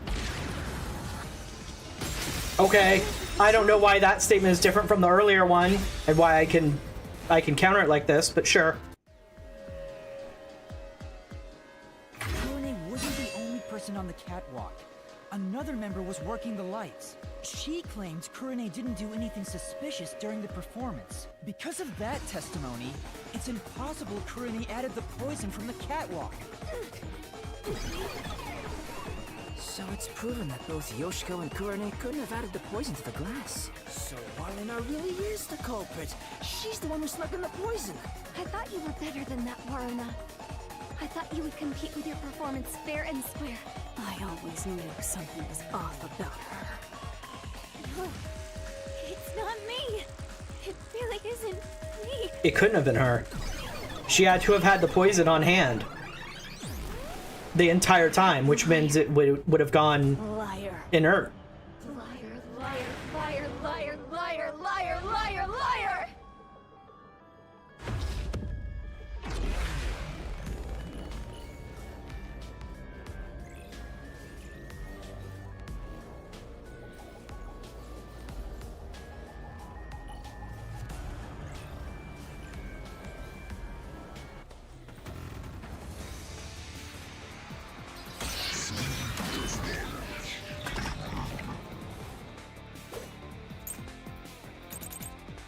Alright, the costume staff testimony confirms it then. She had a chance to add the poison herself. She moved to the shelf in one scene. Her back was to Cotton and the audience. She added the poison from her pocket. Nope, there we go. Afraid not. We already established nobody was hiding poison on their costumes. No, Warna wasn't concealing anything on her person. The costumer confirmed it. So it was impossible for Warna to have brought the poison with her on stage.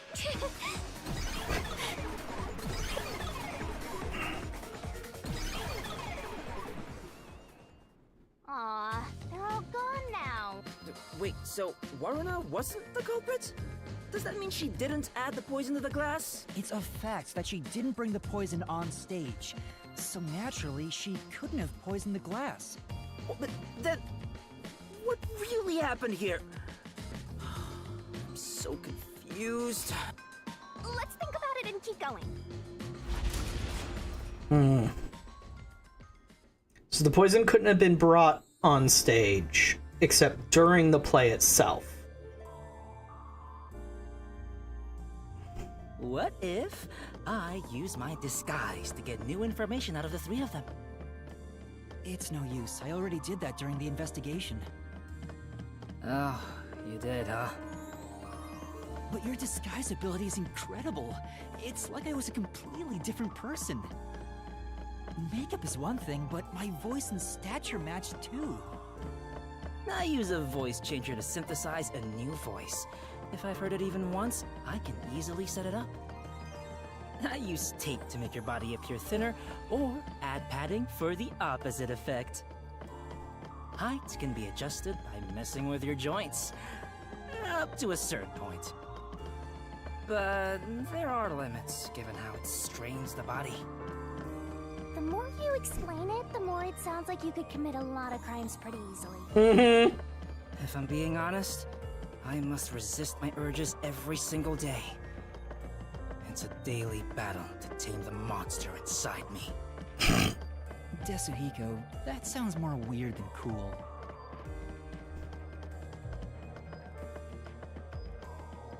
Wait a minute. This seems more than a little suspicious, right? Alright, we'll keep moving forward, I guess. Let's see. From what we know...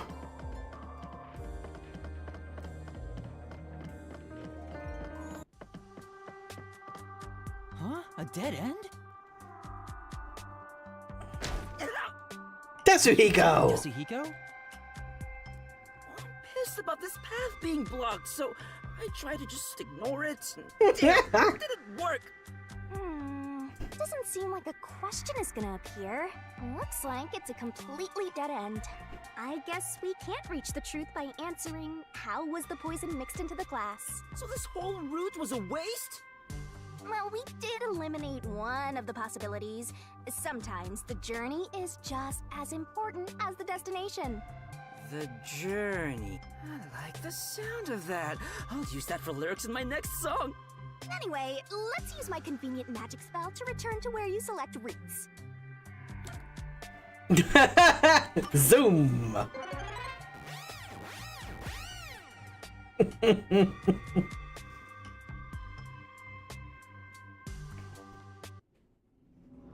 Okay.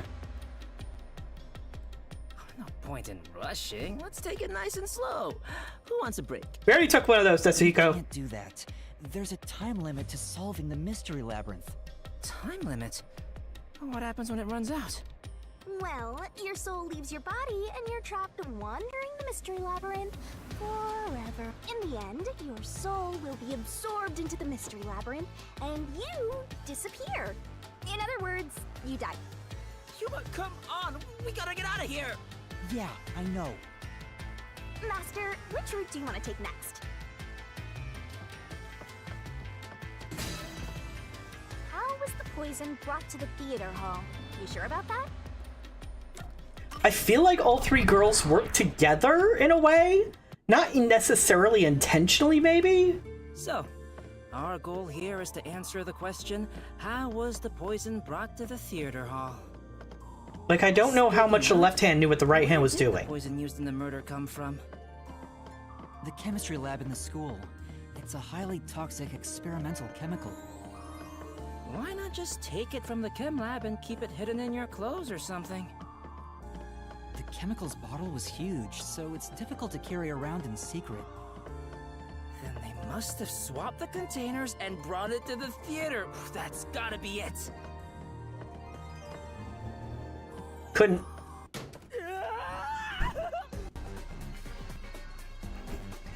It was on the thing that it specifically said you couldn't swap containers.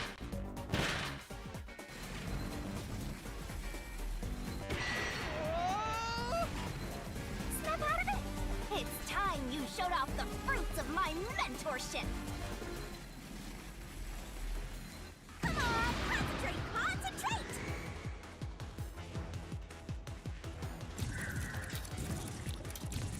Paintbrush. There was a wet paintbrush in the chemistry lab. The culprit used it to carry out the poisoning. They took the poison out of the lab by applying it with the brush. Come on, concentrate, concentrate!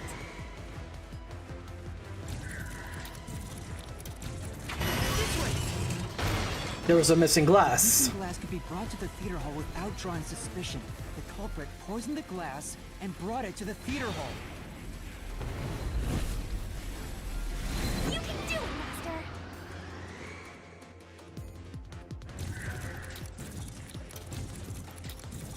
This way! The culprit replaced the poisoned glass with a prop glass.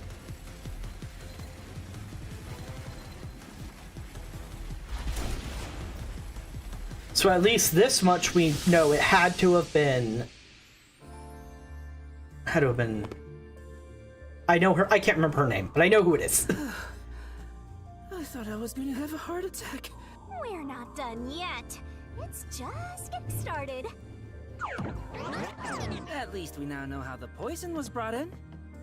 But it had to have been brought in Used the paintbrush quickly. from the chemistry lab and directly apply the chemical onto the backup glass. Yeah, if it's the same kind of glass as the prop on stage, it could be brought into the theater without suspicion. But the chemical is only lethal for 30 minutes, right? Even if it was prepared before the performance, it takes about 45 minutes before the Duel of Poison Cup scene. That's way too late! Could have been done during the blackout. So, how about that, Yuma? Hang on. There is one person who could have brought the poison in before it expired.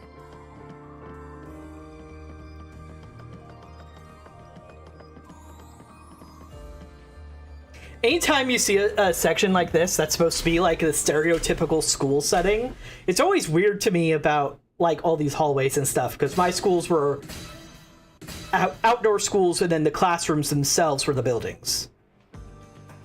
And, you're supposed to pick the right one here, yeah? Can you do it, Yuma? Yeah, you can count on me. Well, I mean, there's only one person who wasn't observed to be either on stage or backstage the entire time. So... I was in the audience the whole time! You weren't!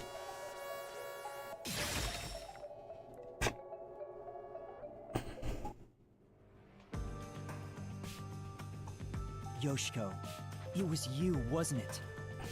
What? Me? The only way to use a poison with a 30-minute expiration, 45 minutes into a play, is to bring it during the performance.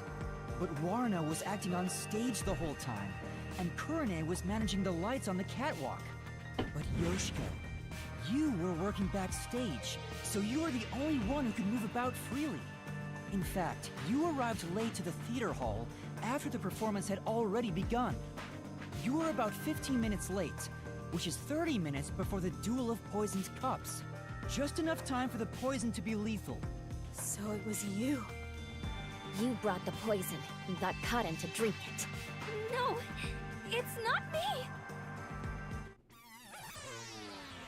Hey, she ran away! Yuma, after her! I mean, running away doesn't really work in the Mystery Labyrinth.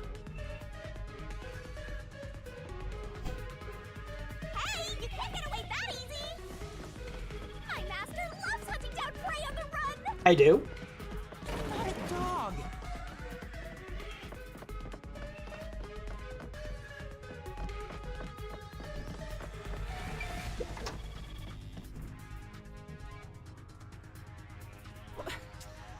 Which way'd she go?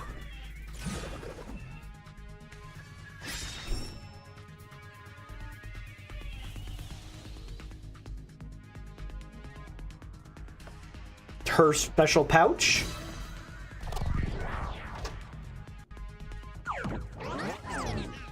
As a production assistant, Yoshiko always had a bag with her. In it, she carried the glass with poison brushed on. The glass would be small enough to fit in the bag, and even if someone saw it, she could say it's just a prop. I see. So she prepared for the murder while in her role as a production assistant.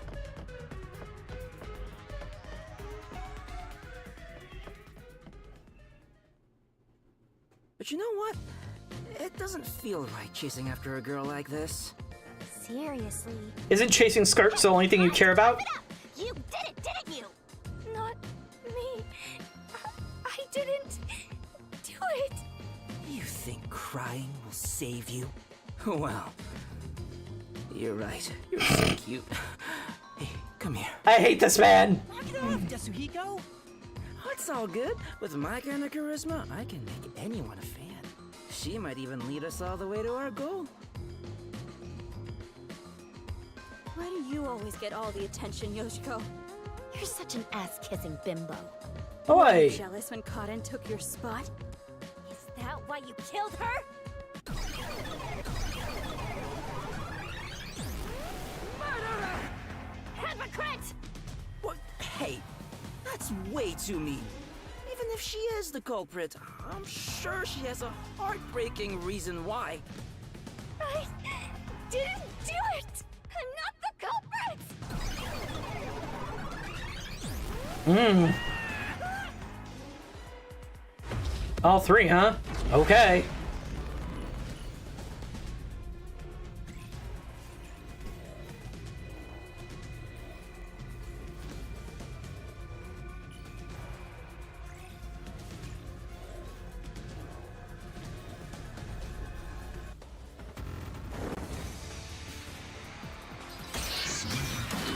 Did she just do a high kick in that skirt?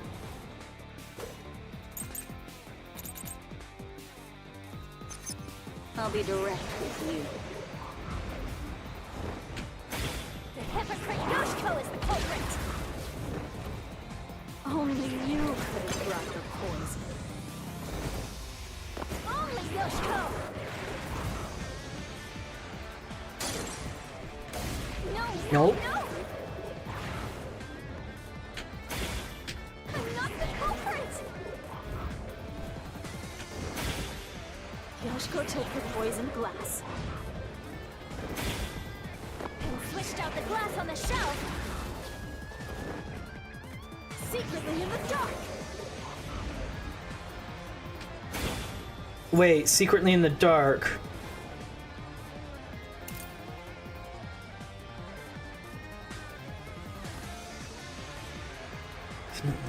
For I didn't do it! No one can swap the glasses!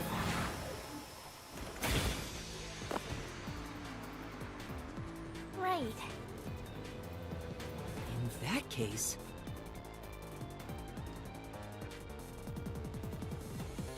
I'll be direct with you. The hypocrite Yoshiko is the culprit! Only you could have brought the poison. Only Yoshiko!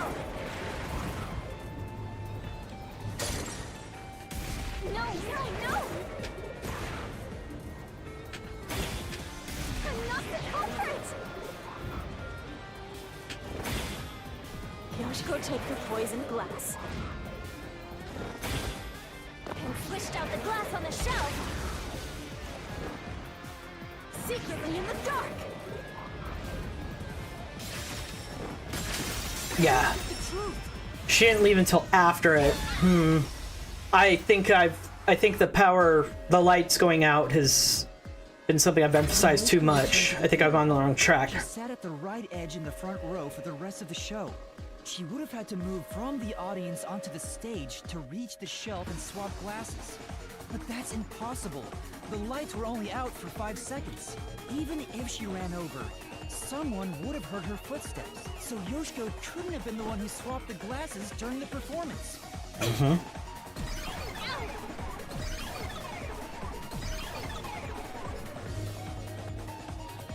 Oh, she disappeared.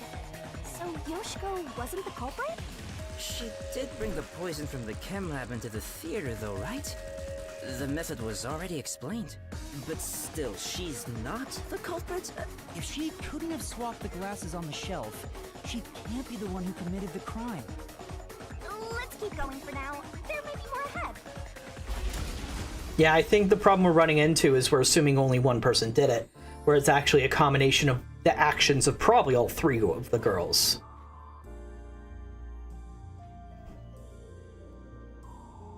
All this is making me scared of women. I wish Shinigami would comfort me. Oh, but I'm committed to Master. Oh, damn it! I should give up my memories and sign a pact with the Death God too, then! Quick, Yuma! Punch me in the back of the head as hard as possible! Okay. Let's not. Oh. That would have been hilarious!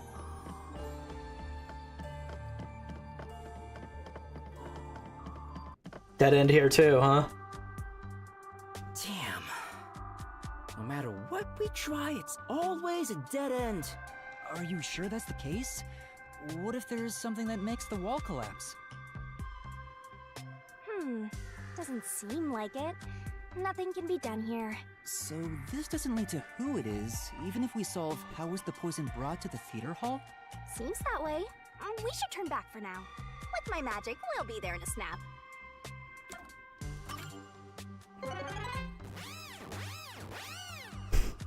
I love the Dragon Quest reference. Alright, let's see. How was the poison glass chosen? Alright, time to start over. Which route do you want to pick?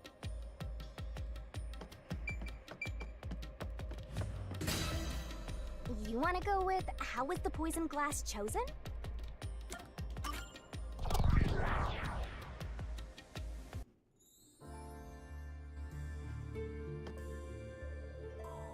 Jeez. Everywhere we go is mega creepy. Is there somewhere we can take a break?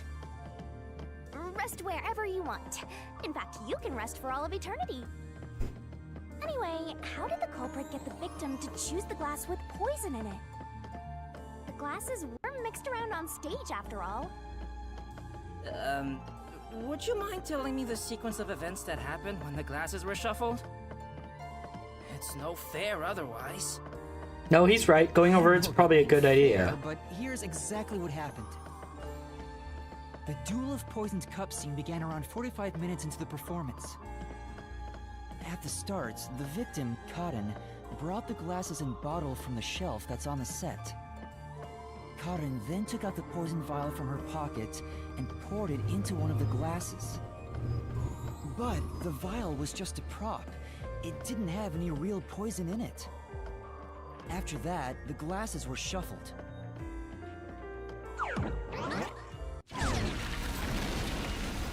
Whoa! What's going on here? It's not like we're trying to find the lost ark or something. It's all right. We can keep going by solving mysteries. Right, now concentrate.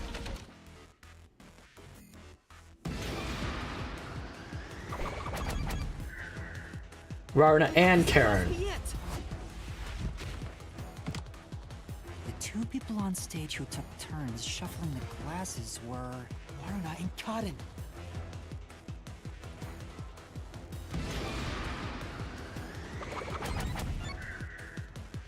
This must be it. The first person to choose a glass was Karen.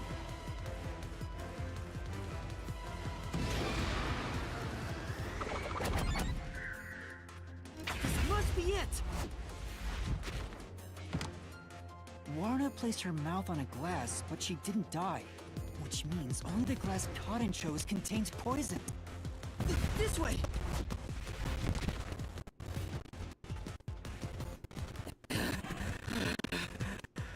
I was done for.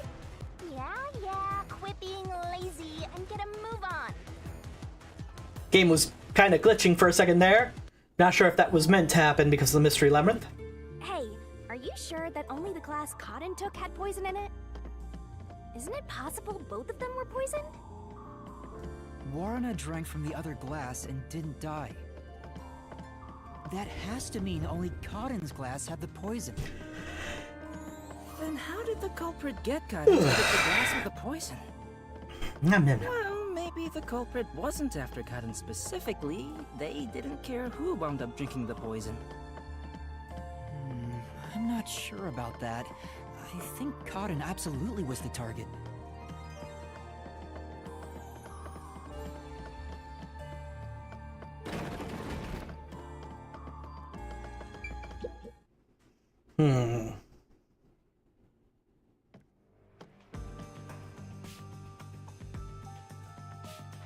Whoa!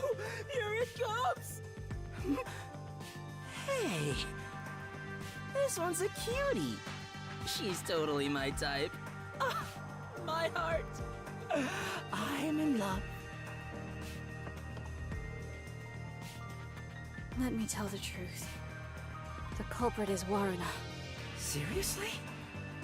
Thanks for telling us. You're so gullible. She's obviously lying. You serious? That was a lie? It's no lie. Warrena knew which glass was poisoned. Either the glass with the poison was filled just a bit higher up, or she marked the right glass before him. Knowing that, Warrena prompted Cotton to select the glass which contained poison. Prompted her? How?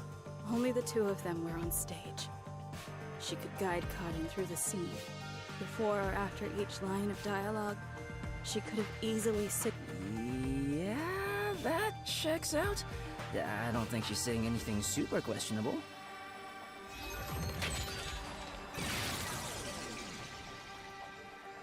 The glass? Could this be?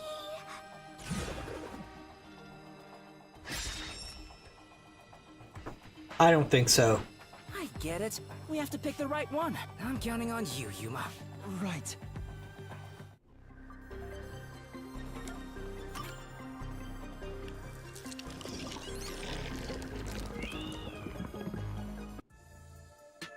Why? It's that glass! I told you Warrena is the culprit! Why? Don't you believe me? Why doesn't anyone... So I've not mentioned this before, but I'm wondering why the art style is so different for these girls. Oh, wait, don't cry. I'm completely helpless against the woman's tears. But Cotton filled the glasses. Warrena wouldn't have been able to tell which one had poison just by the amount of liquid. Well, how about marking the glass itself? No. The prop master testified that there wasn't a single mark on either glass. No, they were spotless. We can't let anything happen to the glasses our actors use. Oh, really? I'm surprised you investigated that much. Are you sure you're a rookie, Yuma? It was all thanks to your forte. So it's thanks to me. I knew it. I didn't lie! No one believes me! Everyone else is lying! Why won't you believe me? Oh, the Mystery Labyrinth is a reflection of the real world, right? Then maybe what she's crying about is... A reflection of the real world. Then she must have grown up surrounded by a bunch of scumbags. That's it. I'll warm her up with my charisma once we're back in the real world. That is exactly what a scumbag would say. You almost had a moment of actual empathy there. Too bad you had to ruin it, Tetsuhiko. Anyway, the two glasses got shuffled, right? So the odds were 50-50. Maybe she just relied on luck. If she hit her target, perfect. If not, who cares? I doubt it. But it's impossible to get the victim to pick a specific glass after shuffling them. No, it isn't. Man, why did the culprit even do this? It's way too much trouble to pull off a murder in the middle of a performance. That's it. Maybe there's a reason why it had to be done during the play. Huh? What do you mean? The culprit had to make the victim choose the poison glass on stage for some reason. If that's the case, there could be a trick involving the stage itself. Not again! Another minecart scene? Nope.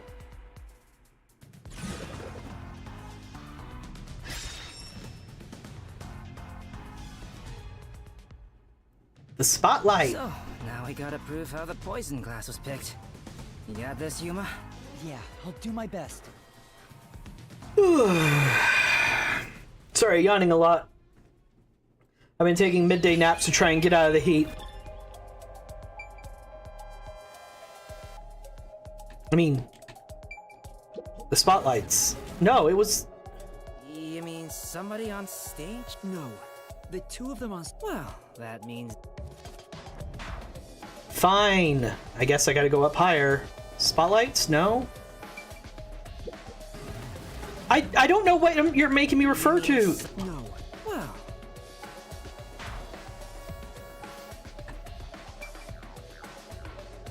Oh. Here. That's cute. Thanks, game. That was super obvious. I needed to do that.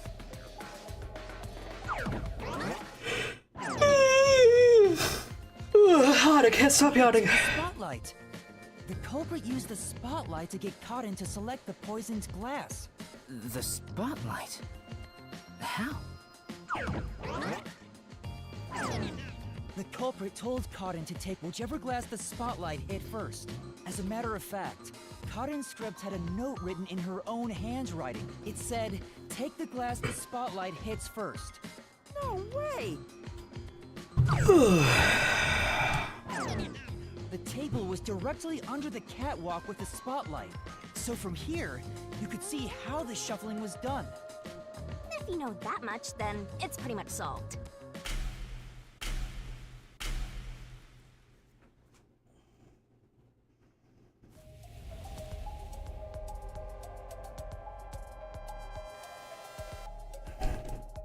Kurane!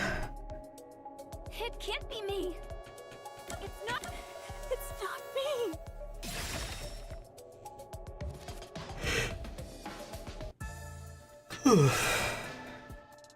Someone who managed the lighting during the performance indicated the poison glass to Cotton. Kurane! She was in charge of the lights on the catwalk!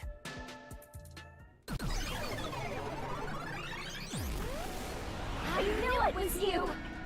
Whoa, what's going on? I always thought you were gloomy and creepy, but I didn't think you'd actually murder someone. On top of that, you used the sacred props from our play. I knew you'd murder someone one of these days. Why don't you take responsibility and just die? Everything would be better if you just disappeared. I didn't do it. I'm not the culprit. No. It's not supposed to be like this. Why can't everyone be nice to me?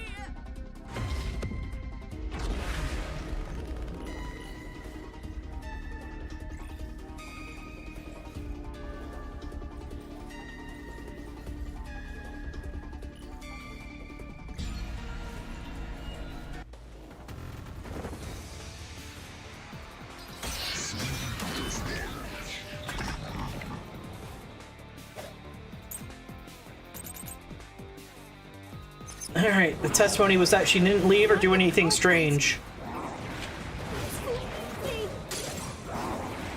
Wow, they're just blowing her arguments away. You're the worst, Kurane. You used the secret stage for murder. You slipped the poison into the glass, didn't you? You knew which glass had the poison. So just shine the spotlight on it. VtuberEN is the culprit after all!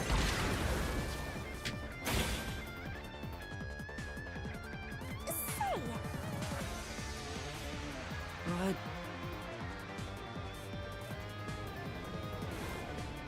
All right. Not the culprit.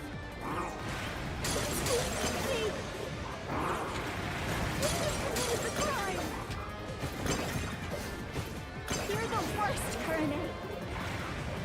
You used the secret stage for murder. You slipped the poison into the glass, didn't you? We already established that couldn't have happened. This is the truth.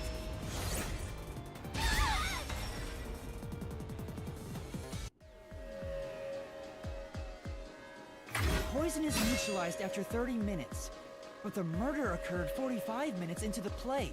In other words, the poison had to have been poured into the glass after the play began. But VtuberEN was up in the catwalk even before the play started. She was up there the whole time, too. If that's the case, it's impossible for VtuberEN to have poured the poison.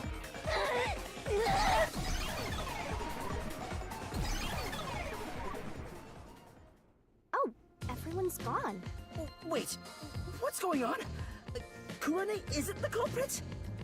Didn't you say VtuberEN used the spotlight to get Karan to pick the poison glass? Yes, but she couldn't have poured the poison into the glass herself, which means she can't be the culprit.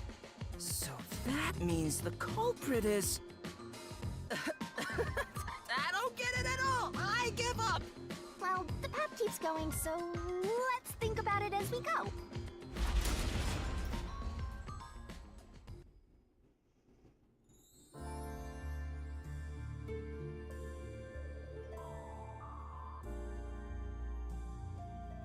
That sword sure is sharp, Yuma.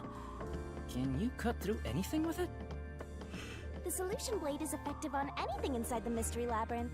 Anger Master, and he'll cut you in half. Don't do it, Yuma! You and I are pals, aren't we? My man! I'd never do anything like that. Yeah, I know that. I just had a gut reaction to what she said, you know? We could have threatened him into becoming Master's loyal slave. For all of 5 minutes, once he's outside the labyrinth, he'd forget everything.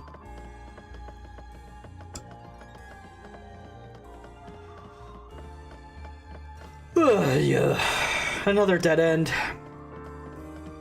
Yeah, these three sections weren't about establishing who the culprit is. It's about establishing who the culprits are.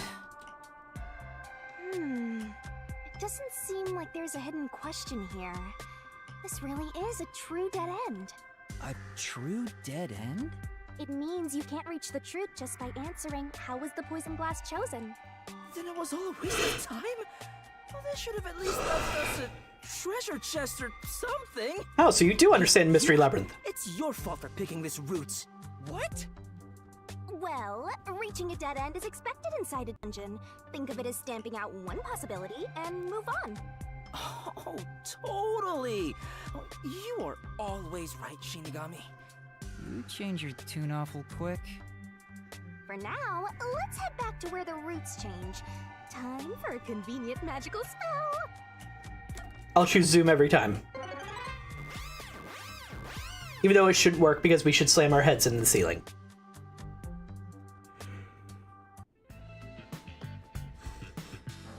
Ugh. Now that I think about it, wasn't that the third route? What's going on? They're all dead ends! What does it mean, Shinigami? It seems that even though we tried to solve every how, we can't figure out who the culprit is. Oh, come on! Then what was the point of our great adventure? I've told you this a dozen times already. Even dead ends are precious clues. Because of them, you figured out that examining the murder method won't lead you to the culprit. I see. So we're still making progress. Great work, Shinigami. Anyway, we have to view this case from a different perspective.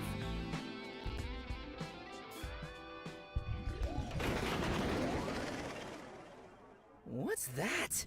I suppose that's your different perspective. Whoa. Man, I hate heights.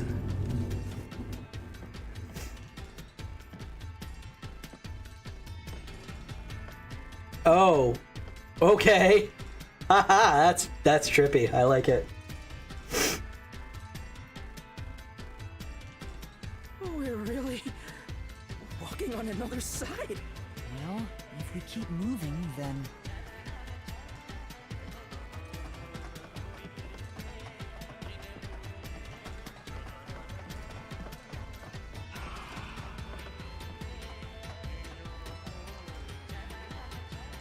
Look, it's a new route. Why did the incident happen? No fair. Yuma gets to have all the fun. Why are you jealous of this? The question is, why did this happen? I guess we're on the why done it route. Wait, did White done what now? It's about the reason why the case occurred. Meaning, this is the route where we seek the motive. Looks like we need to focus on figuring out the culprit's motive from here.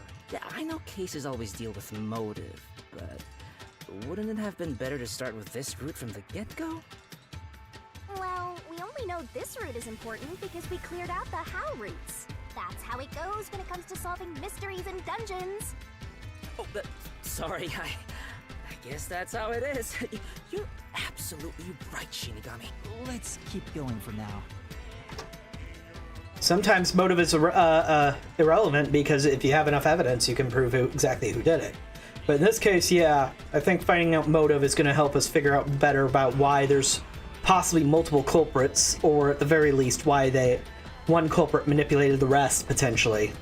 Before we figure out the culprit's motive, what kind of person was Karin anyway? Was she cute? Yes, but more importantly, she was next in line to be star of the theater club. She was considered to be the best actress among the club's current members. So the culprit was envious because she was so popular. They killed Karin so they could become the star instead. No, I don't think it's that simple. Hey, who are you calling simple? 6 months ago, the leading member of the theater club also died in a separate case.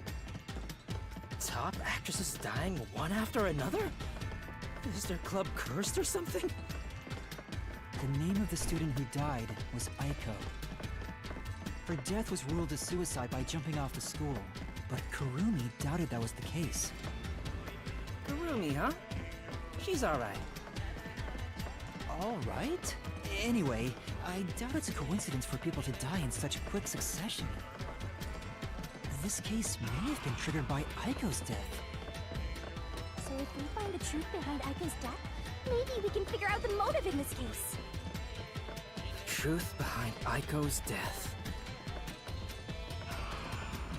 I mean, we can't go back to check the crime scene. We don't have Halara with us.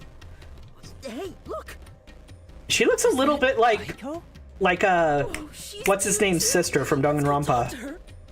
She's about to get a taste of my full and undivided attention. Nobody deserves that, He can already Yasuhiko. tell women will be his downfall. Oh well, it's not like you're any better off with yours truly, Master.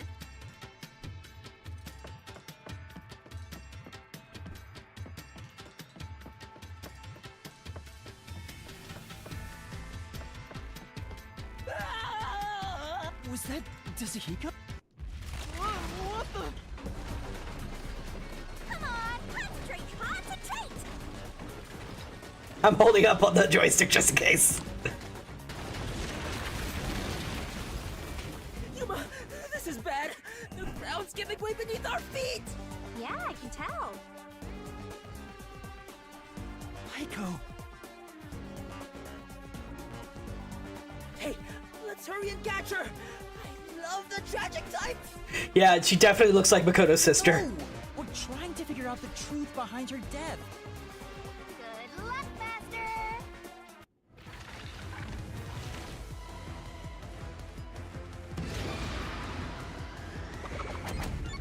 Definitely homicide. The answer. Aiko's death 6 months ago was actually a result of murder.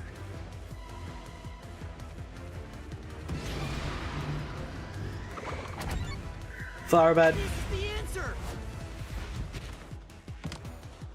The location of Aiko's murder is the flower bed.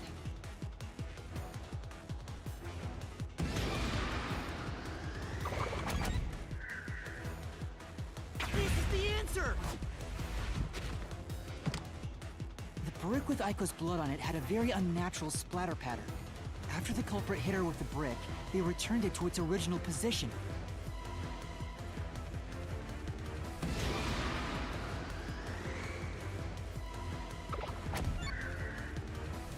This is the answer!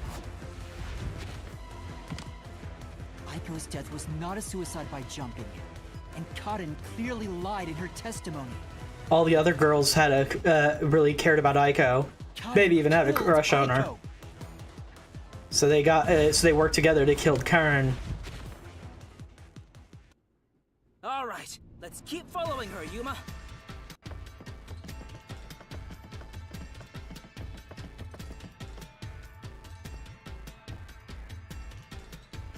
I can tell Aiko's death wasn't a suicide from the evidence photos. Her shoes were neatly placed on the roof, but there was dirt on them that looked like it came from the flower bed. I think Aiko was told to meet at the flowers behind the school building and then murdered there. So the shoes were taken to the roof afterwards. The murder weapon is likely a brick from the flower bed. The brick with Aiko's blood on it had a very unnatural splatter pattern. If she fell from above and hit her head, the blood stain wouldn't get cut off in that way. I'm sure that after the culprit hit her with the brick, they returned it to its original position.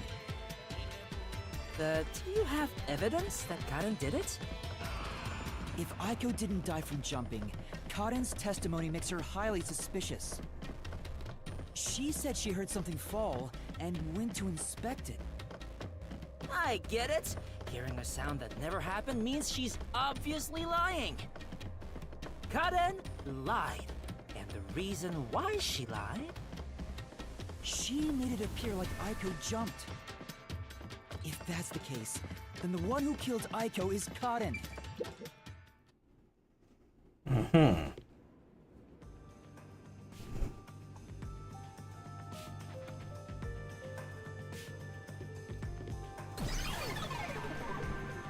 She disappeared?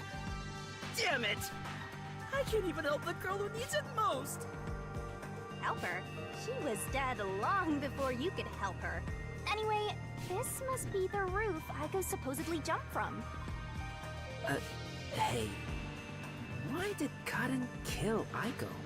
I thought an all-girls school would be more sunshine and rainbows than murder.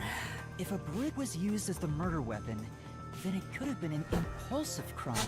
So Karen might not have been planning to kill Aiko when she called her there. You mean they were talking and it turned into a crime of passion? That's so cliche. It's cliche because it's common. They had a disagreement and it turned to violence. Well, if this caused the other murder case, then is the motive revenge? Yeah, they weren't fighting over Aiko's spot. They wanted to get back at Karen for taking it away. Meaning the culprit is whoever cares the most about Aiko? Then which of the suspects is it? In fact, where do we even go from here? We got the motive, but there's still no path. This is different from the other dead ends. I think there's a mystery around here. Something must be hidden here.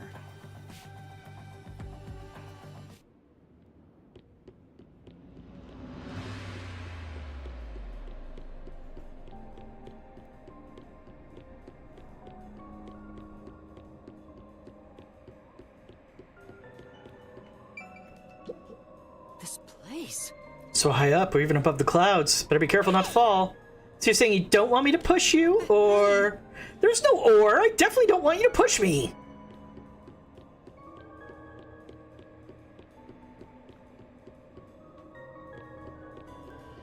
I would hate being this close to a ledge.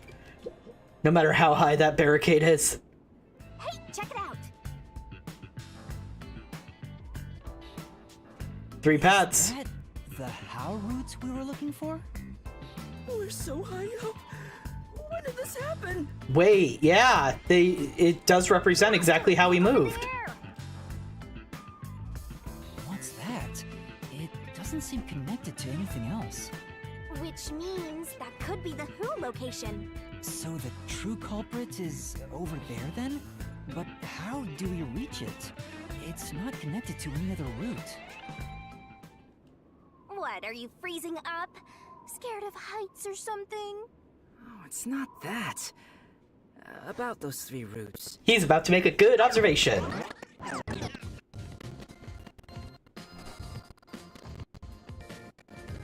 A pen? You carry that around with you all the time? Of course. Who knows when I'll be asked for my autograph? Done. Isn't it perfect? I'm just as good at drawing maps as I am at remembering a pretty face. This is the how routes when seen from above, right? What about it? You can clearly This see. is a dungeon, right? So maybe there are some secret paths in here. Secret paths? See? If you look at it this way, doesn't it all seem like the same road? You're right. The 3 how routes are connected into a single route all the way to the who room. Wait, all 3 are connected? That's it! I think I've got it! That's the hidden truth behind the how route. There's only one explanation for how the victim could have been poisoned. What? Seriously? Not bad. You finally made yourself useful. Yay! Shinigami complimented me! Uh-oh, he has a praise kink. I love you, Shinigami! Wasn't I a good boy? I deserve a treat, right? If you think you've got this, I'll back you up. Lay it all out. Okay, I was about to say, we're not doing the end thing, are we?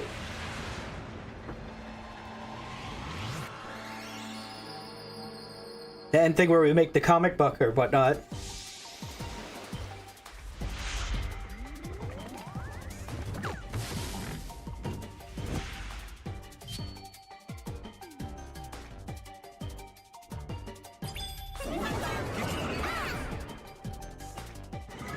Let's work together as a team. So by having an... You can do it, Master!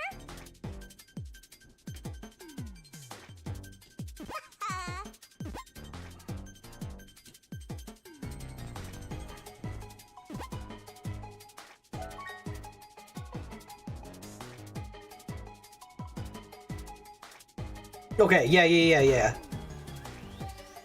Am I looking for accomplice or what?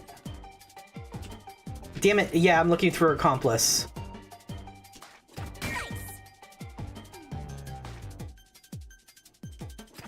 right! Come on. That's right! Keep it up!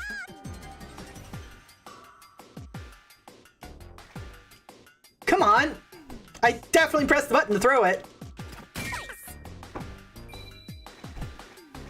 That one's awkward because everything is in 2-letter combinations.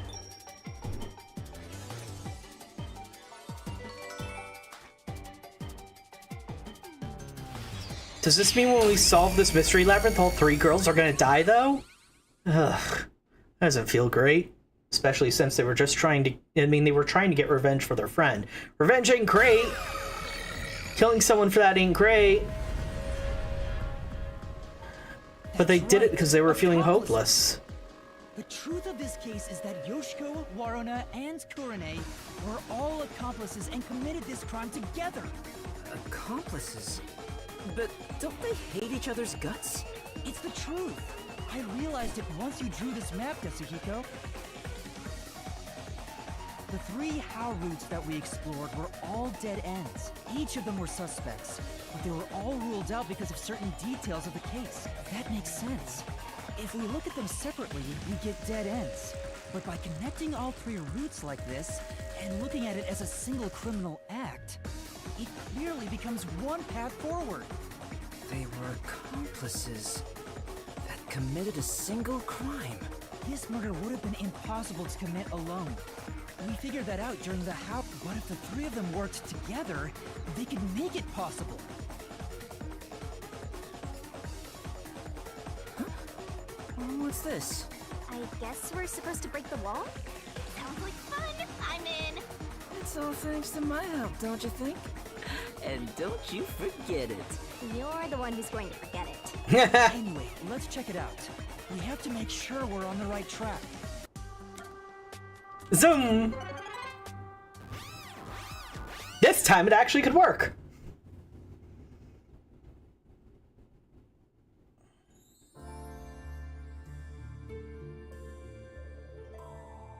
By separating the house, the three of them divided up the tasks that needed to be done to pull off the murder. Don't you think so, Yuma? Yeah, I think it's the only way. Huh?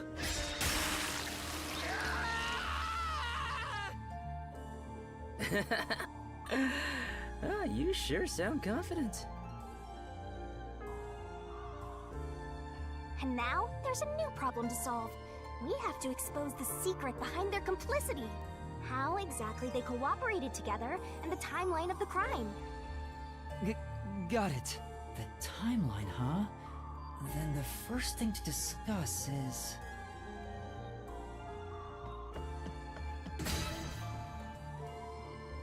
How was the poison brought to the theater hall?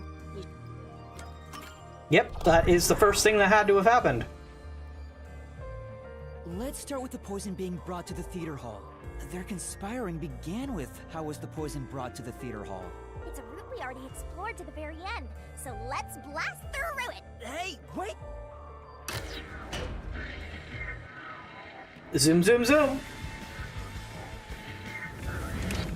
The only person who could have brought the poison to the theater hall was... Yoshiko, right? Yeah, the poison neutralizes after 30 minutes, so it had to be brought into the theater during the show. As the production assistant, only Yoshiko could have done it. Looking back, the reason they chose poison as the murder weapon was to establish an alibi. The poison was only active for 30 minutes, which gave the other girls an alibi. Yoshiko went to the lab for the poison as soon as the performance began. She had the extra glass hidden in her bag. And after she brushed poison onto it, she put it back in her bag and returned to her seat in the front row as if nothing happened. The problem is, what happened next? We're here! You're off, Master! Yeah. Oh, come on, I have a pickaxe! She had to have handed it to Warna.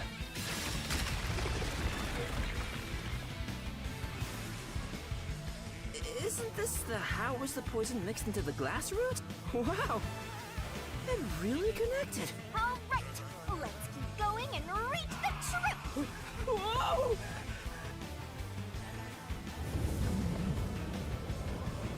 Hey, you said Yoshiko handed the poison glass over to Waruna, but Waruna was performing on stage, right? How could she receive the glass while on stage? The only time I can think of is when they turned off the lights. Yoshiko sat on the right edge of the front row close to the wings, where the actors enter and exit from scenes. She probably stood up when the lights went out and left the poisoned glass near the right wing. Even if she couldn't get on stage, she could at least do that within 5 seconds. Then, Warna picked up the glass and hid it under her costume. The costume check happens before the performance, so she got around that by receiving the cup during the performance.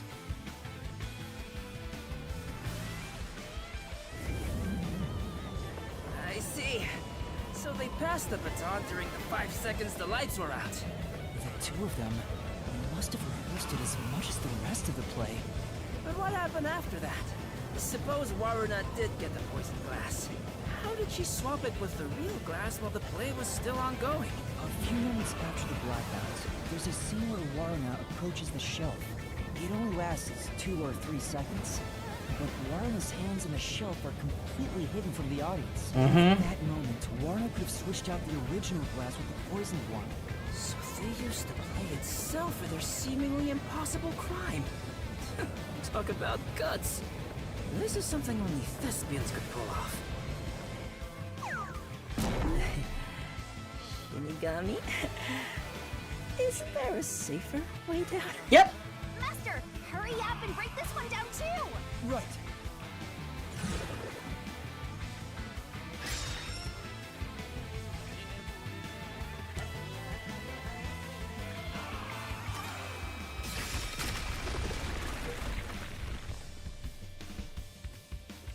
All right, we got this one too. Only a bit more! Let's keep going! Wait, can't we take a break? This is the final one. It's the How Was the Poison Glass Chosen note. From here, it's exactly as we solved it before. Kurine told Karin beforehand to take the glass the spotlight hits first, and then, after confirming the poisoned glass from the catwalk above, the spotlight was pointed directly at it. And that's the method behind the murder weapon. Method? Sounds more like madness if you ask me. That solves this mystery. We've almost reached the truth. Seriously? That's terrible. Huh? Because I haven't gotten Shinigami to fall for me yet. That's not gonna happen, even if you stay here for 100 years. In fact, I basically eat your guts. You know, beyond the hate, there could be love. It's kind of like traveling the globe. You and I can go in opposite directions, but eventually we'll meet. That's a stretch. I feel sick. This is the last wall. Alright, once we break through here. Master, are you ready? Let's solve this thing! Right.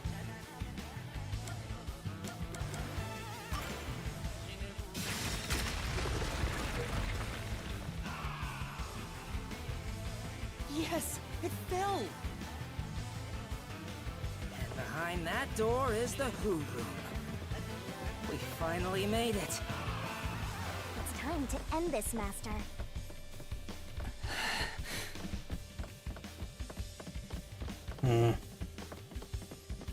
We're gonna kill 3 girls.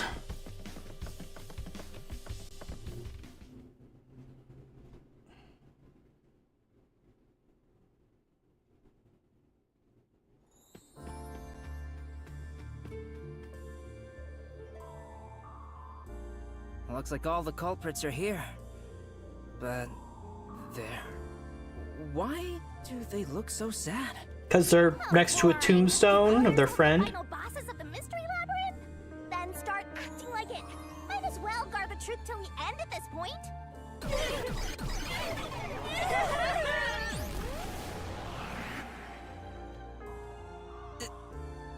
They just didn't have hope that the Peacekeepers would try and find the truth. In fact, they'd already tried to cover it up. So they were just desperate. They wanted justice, and it turned into revenge.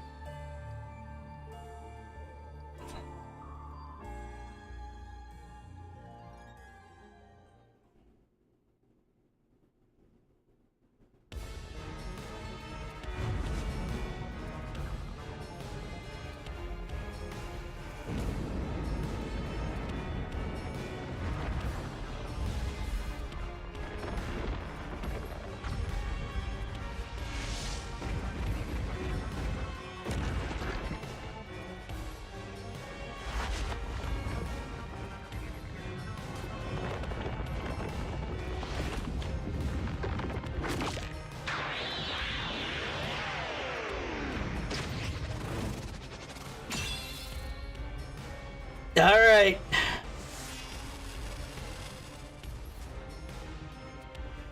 Time to break through the last of their defenses.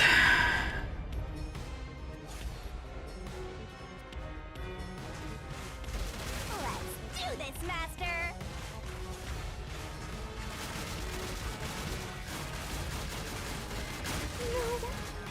Nope. Die. No, there weren't any accomplices! Neither Lorna or Kurine!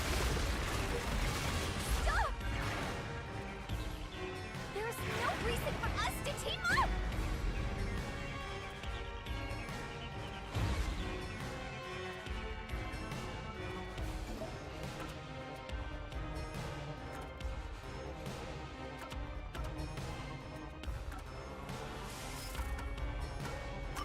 wrong!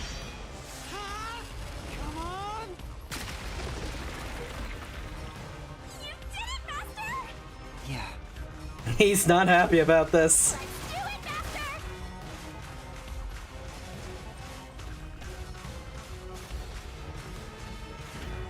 Shut up! Don't come any closer! I did it all alone! I don't know about the others. Oh, now they're trying to take the blame.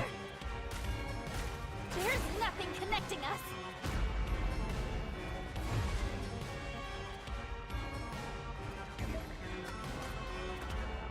You're wrong! It's gonna be the same photo for all three, isn't it? You did it! Great job! Mm-hmm. Here I go!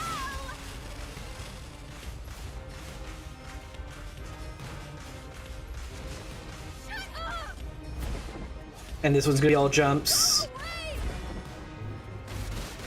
Stop telling lies! Leave me alone! Shut up! We have nothing to do with each other!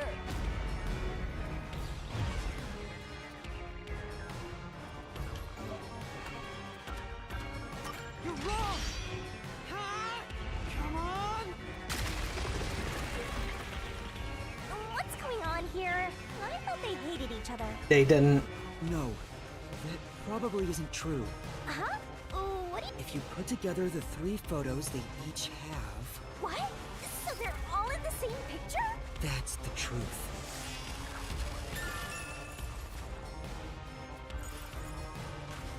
No need for mercy! Let's do this, Master! No! No! No! Stay away! Stop messing with me!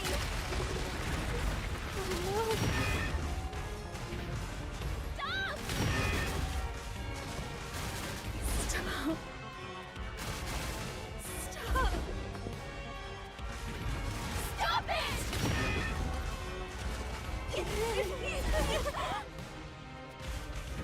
Get away from me!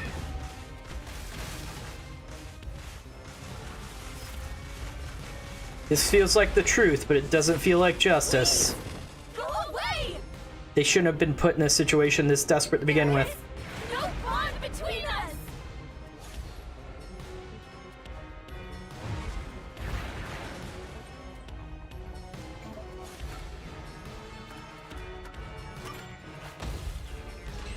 This is the truth of the case!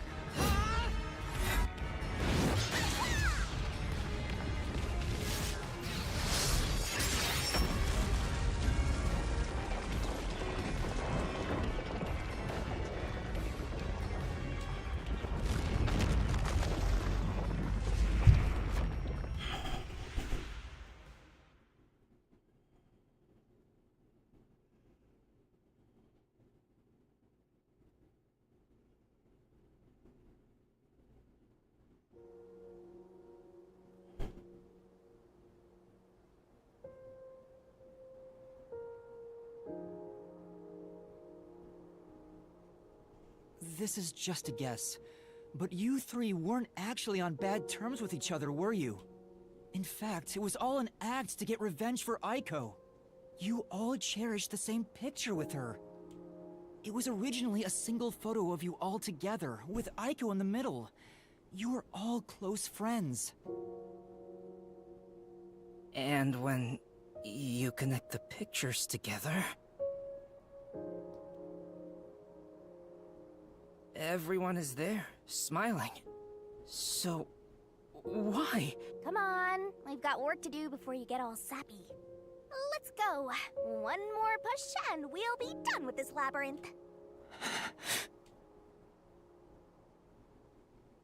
What would a hero do? A real defender of justice would defeat evil here and now and be done with it.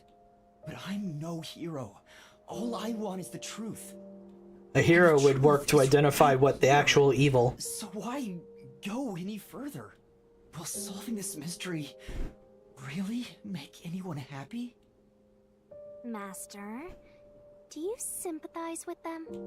That's not something a detective should do.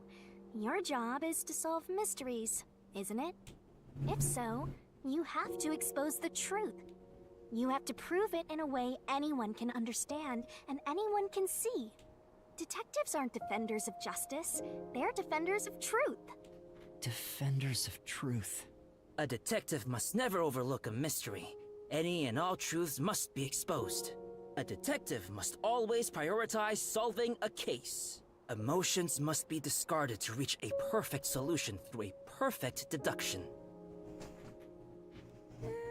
It's easier said than done. Yuma, if you can't do it, I can take your place. No, I'll do it. That's actually real decent of him to offer. I'll take responsibility. I'll see this through.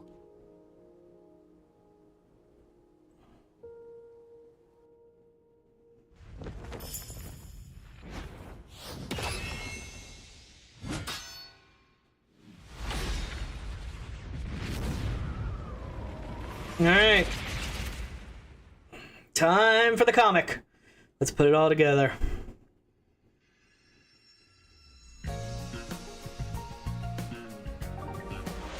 Deduction denouncement.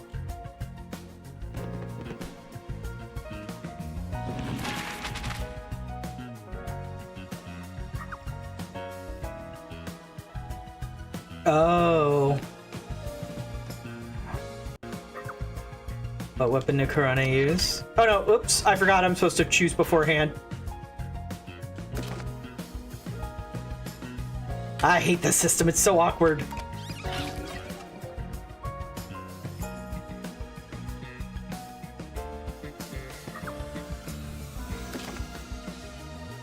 Don't have that yet.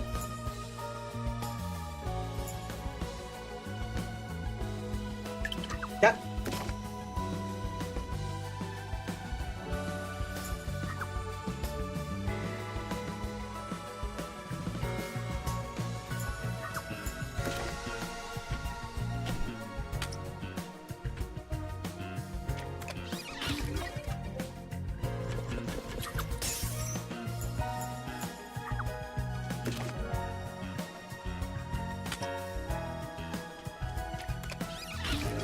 Go.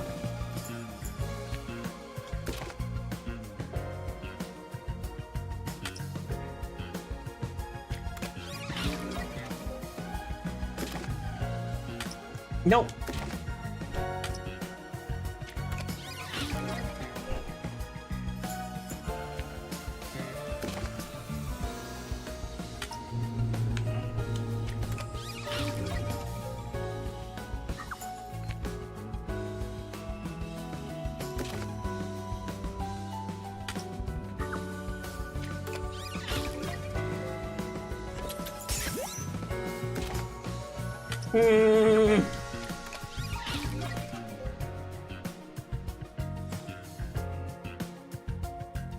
That just hurts, making that the last page.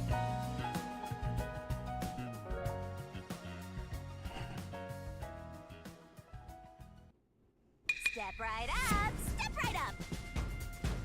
A tragedy that struck an academy stage.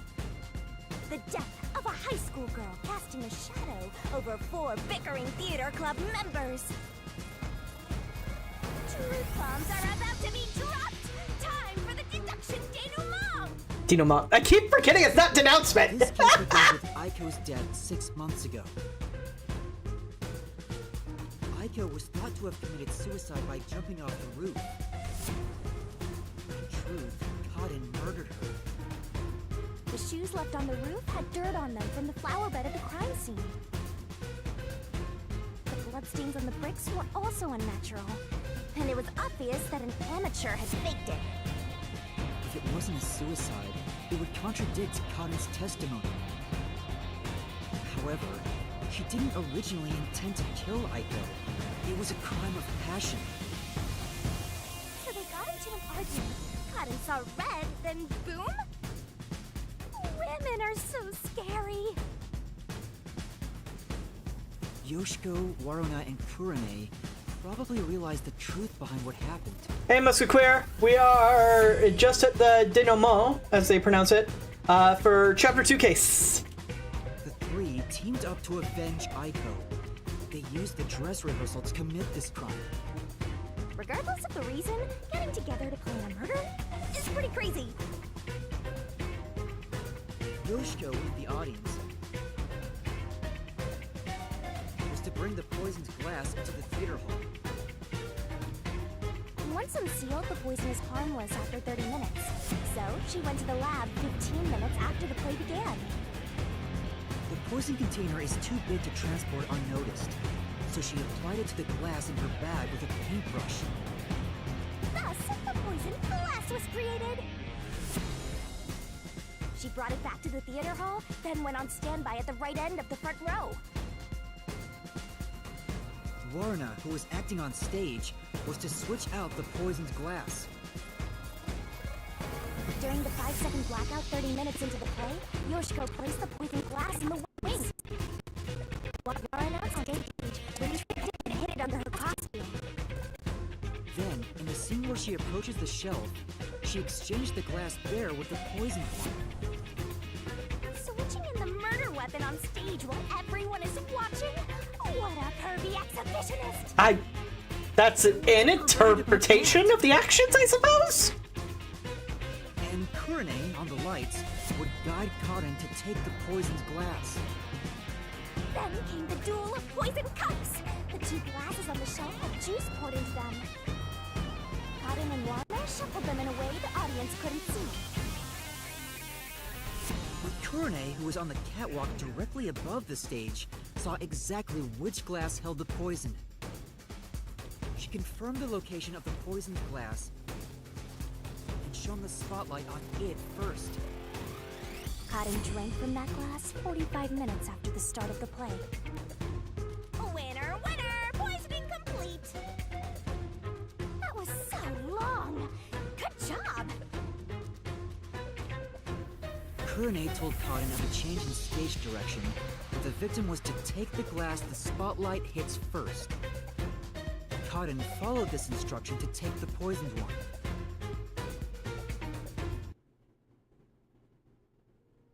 The whole sequence of events for this crime would have been impossible for a single person. Their cooperation was also a means to conceal their involvement. But I can't shake the feeling that there was some other reason behind it. The ruthless, disgusting criminals who conducted this murder are... Yoshiko! Waruna! Kurane! You are the killers! Wait, what? Mm-hmm. You didn't join They in. pretended to always be at odds with one another. But deep down, they were bonded through their shared admiration for Aiko.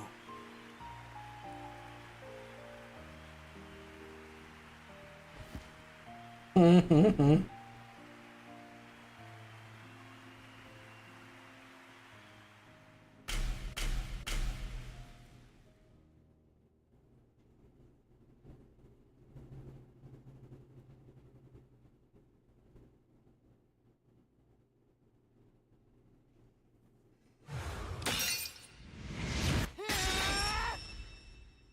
This is my answer!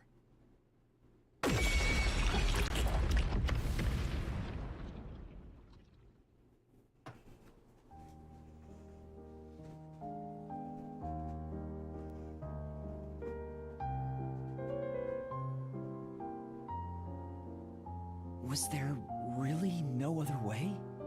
Was there no way to prove Karin did this without killing her? That's not possible.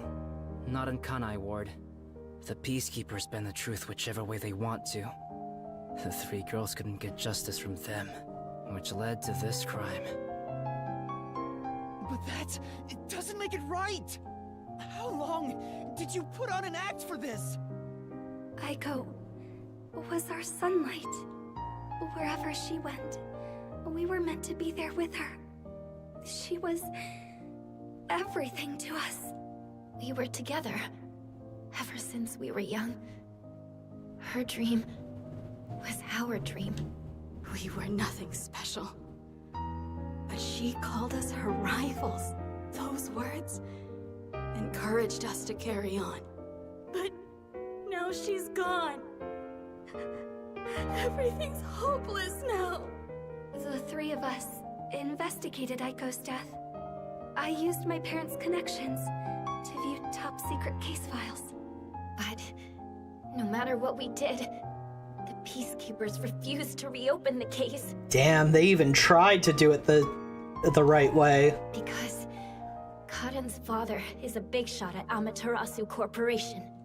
That's why we had to do it ourselves. We wanted revenge.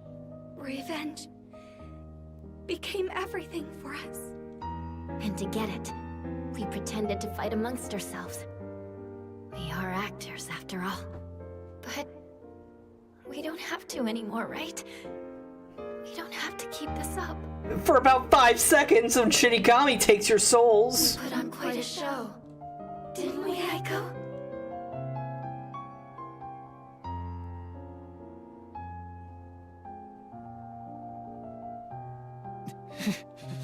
This leaves a bad taste in my mouth. Then again, most cases do. But that's the end. We can finally return to the real world. I hope the girls open up like that in the real world too. They aren't gonna get a chance. I don't think they can. Huh? Why is that? Oh, also, where's Shinigami? Right here. Well, what do you think? Uh-oh, he's doing his anime pro tag! Did you fall in love with me? I know you did. You must have, yeah? I already told you. I will never fall for you. You are seriously getting on my nerves. You're annoying and exhausting. Yasuhiko?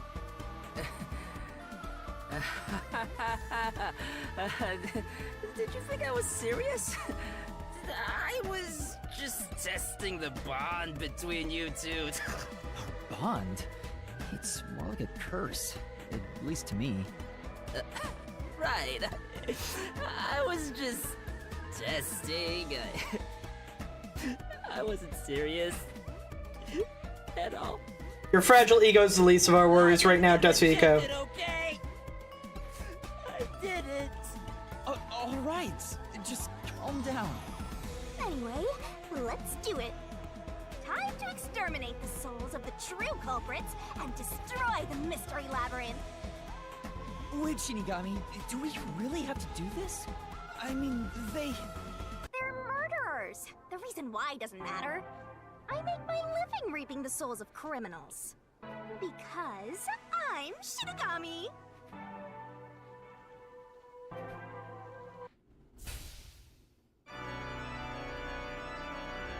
Surging bloodlust. Overflowing despair. The brilliant soul of Shinigami shall expunge this cursed case. Death to all deplorables. To the final mystery labyrinth.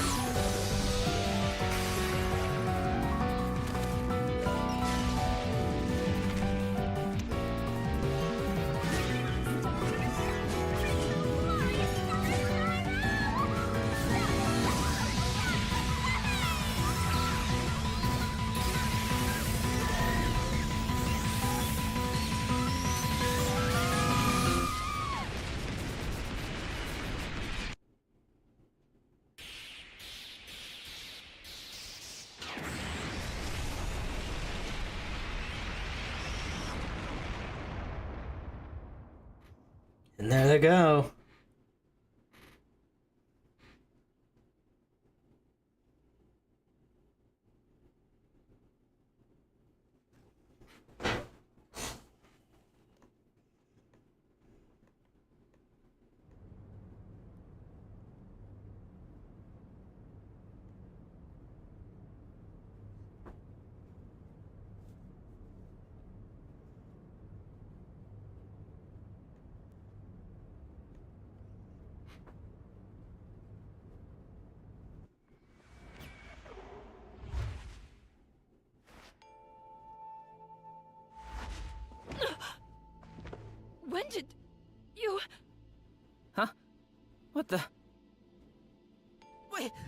What just happened?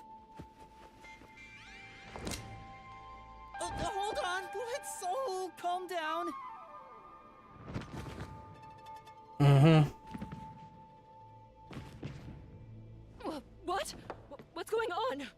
Hey, Jimmy! The evil murderers have been expunged once again! Oh, right! I got one more job to do.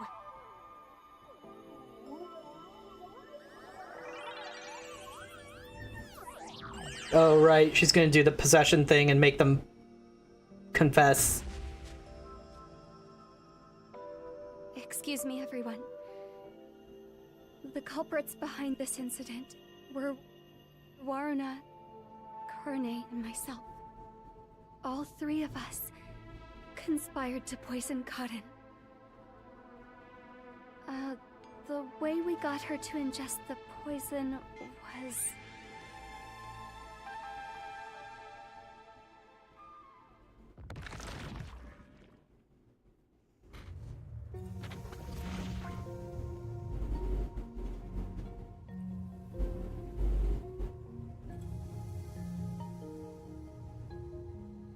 I don't know what you people have done, but next time it won't go your way.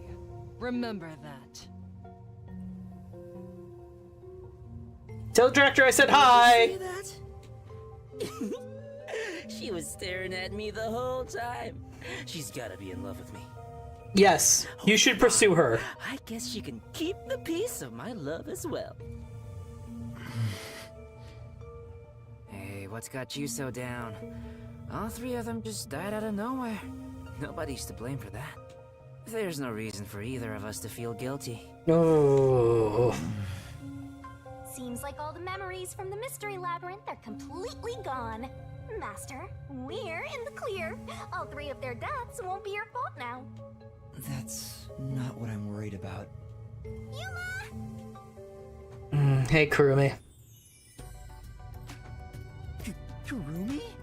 Thank you for saving me. I knew you'd come to the rescue. Anyway, are you alright? The Peacekeepers didn't harm you, did they? No, I'm fine. Hey, Yuma? I don't want to get in the way of this tearful reunion, but maybe we should get out of here. It'll be trouble if the Peacekeepers come back. Oh, right. Let's leave then. Okay, that's a transition we haven't seen yet. Yeah, this,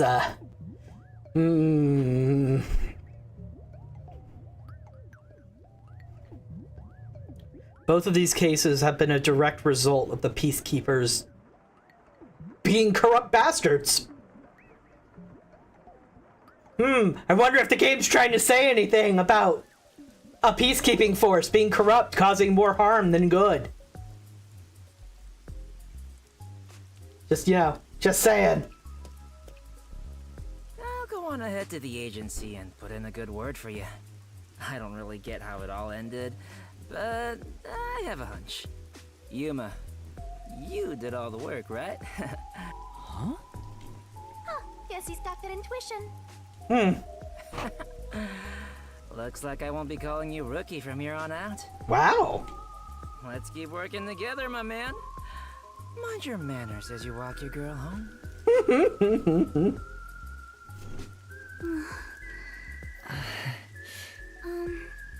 Yuma?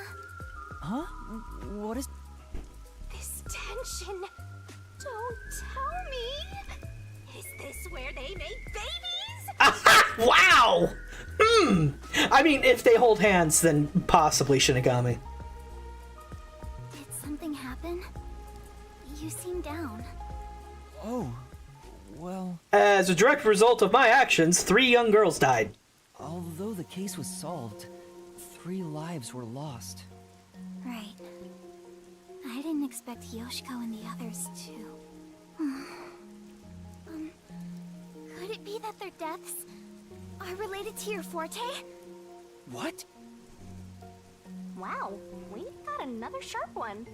Master, I hope you know this, but if you say anything about our contract... Oh, sorry for saying something so strange. I know I'm off, right? Even if that were the case, you'd never tell me. Hey, Kurumi. There's somewhere I want to go. Will you come with me? Huh? Sure, I guess.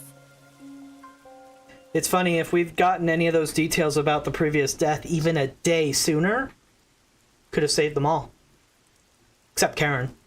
But it would have not helped at all, probably. And I think about it, they already established the Peacekeepers didn't give a shit. Unless we did the Mystery Labyrinth thing. But then all they would know is Karen mysteriously died. The other 3 girls wouldn't have died, though.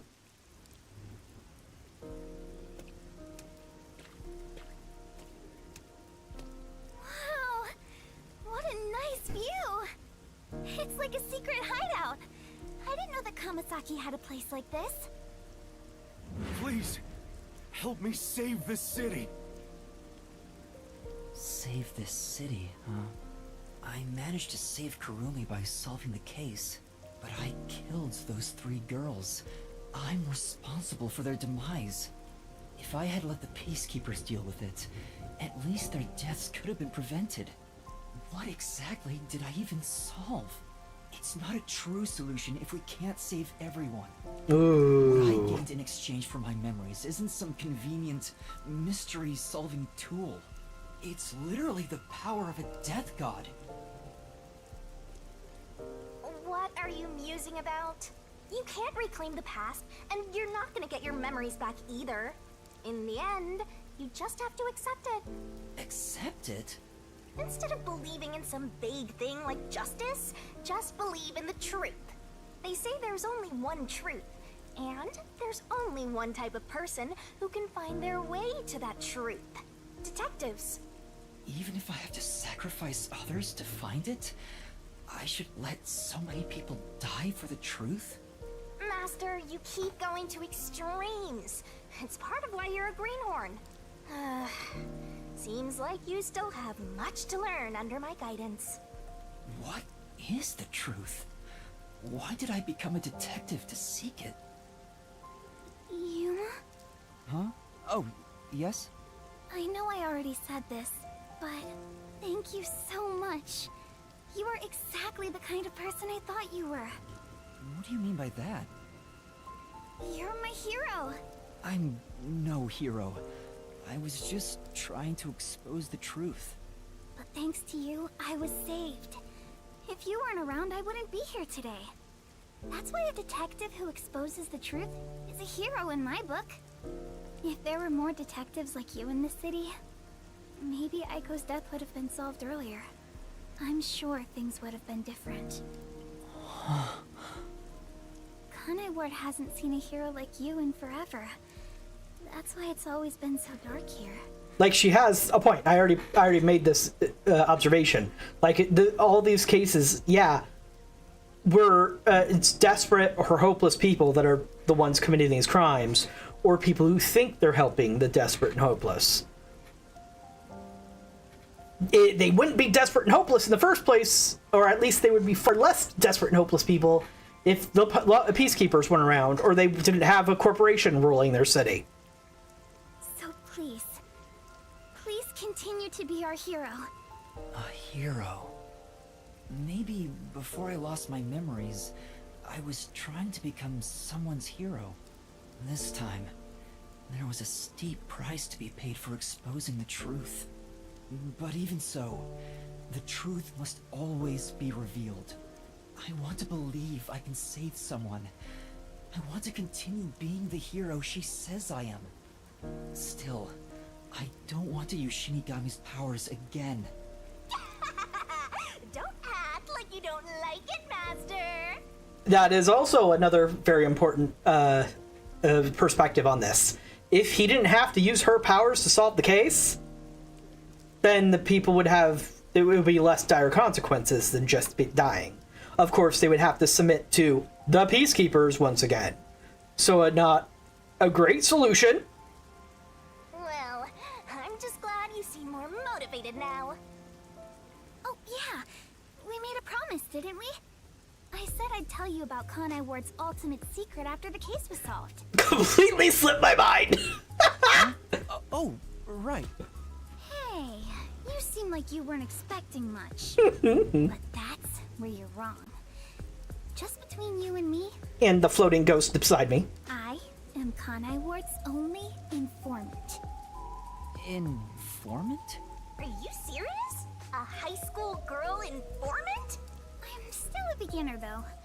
I started 3 years ago after taking over from my grandfather. And now that the Peacekeepers control the city, there isn't much of a demand for information anymore. No wonder you know so much about rumors. Besides... I haven't felt this nervous since I was chased by those Peacekeepers. That also explains why the Peacekeepers were after you. If Kurumi is an informant, maybe she does have some crucial information about Kanai Ward's ultimate secret. Alright, what do we got? So, Kurumi, what do you know about Kanai Ward's ultimate secret? Well, it's likely connected to the top secret research that Amaterasu Corporation is conducting. I think it has something to do with why the unified government approved of Kanai Ward's isolation. Top secret research? Approved the isolation? Kanai Ward has always been a city centered around Amaterasu. But there was a lot more freedom in the past. People were allowed to come and go as they pleased. It became an autonomous zone, free from the Yuji's influence only a few years ago. The reason behind it has to do with the top secret research that Amaterasu is conducting. But what is the research? That's why they call it top secret. Details, but it's supposed to be able to change the entire structure of the world.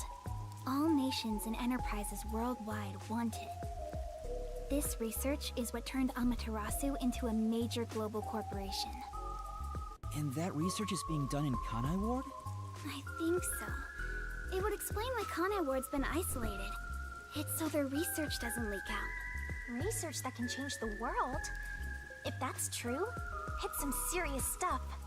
No wonder number 1 of the WDO would risk his neck here. Do you know any more details about that research? I do know a little bit. Grandpa risked his life to obtain one piece of confidential information about Amaterasu Corp. And I believe that somehow, it has to be related. Okay. Research to create a homunculus, an immortal monster. Homunculus? Immortal monster? That's strangely more direct than I was expecting. Now, wait just a minute. Are you serious? I don't have any proof, but it's a fact that Amaterasu Corporation has previously researched homunculi. Homunculi? Being researched in this city? Is that Kanai Ward's ultimate secret? Immortal monsters? Homunculi? It's turned into a fantasy story out of nowhere. Nowhere? Shinigami? Nowhere? Death God? Yeah, nowhere. Oh, I'm sure not one to talk.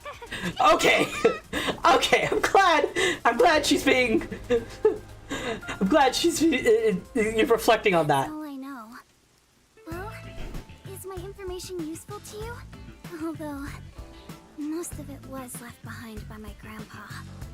Left behind? One day, my grandpa just vanished. He's been missing ever since. That's why I decided to take over where Grandpa left off as an informant. So, do you think what I've shared might help? Yeah.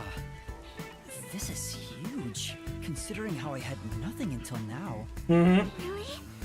That's great! I'm actually useful to a master detective! Oh, about that master detective thing. Look! That's where my grandpa used to live! That takes me back. I wish I could see him again. Oh well. And that's how you'll keep taking advantage of a high school girl, huh? Can you not put it that way, Shinigami? Please? By the way, Kurumi, why do you think your grandfather disappeared? Could it be the Peacekeepers?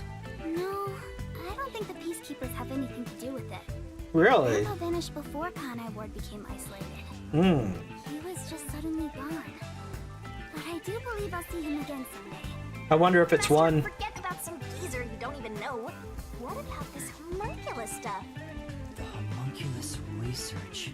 If Amaterasu Corporation is still researching some immortal monster in Kanai Ward, it makes sense why there'd be such tight security.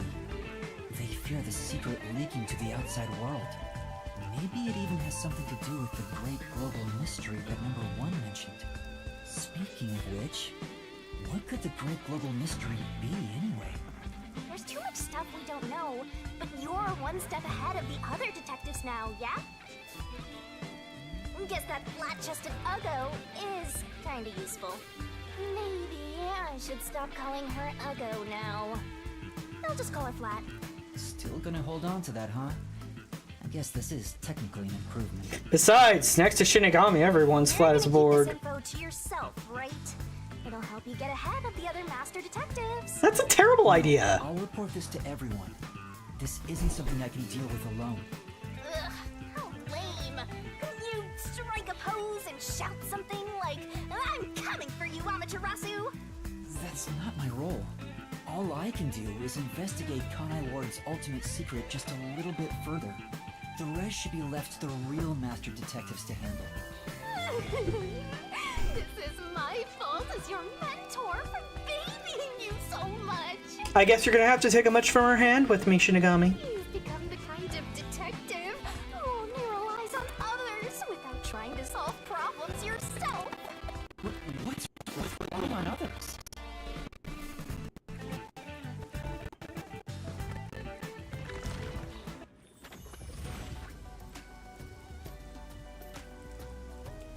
Thank you so much for today. The pleasure is all mine. I'm kinda hungry. Maybe I should go buy a meat bun on the way home. You like those meat buns too, huh? Yes, I love them. I eat at least one every 2 days. They're kind of the comfort food of Kanai Ward. It's like I'm instinctively drawn to them. You know, they mention these meat buns so often, I'm starting to get suspicious. Oh, would you like to join me, Yuma? No thanks, I'll pass. I see. Will we meet again? Huh? Yeah, of course. That's great! If you ever need any information, you can count on me. See you later. I mean, yeah, an informant would be very useful. I hope she's okay on her own. I couldn't bring myself to say, I'll walk you home. Just say it. What are you, 12? You sure you don't want to go back to the agency? Weren't you running an errand a while ago? You're right! Oh no, I better hurry back. Uh-oh, that errand is very late.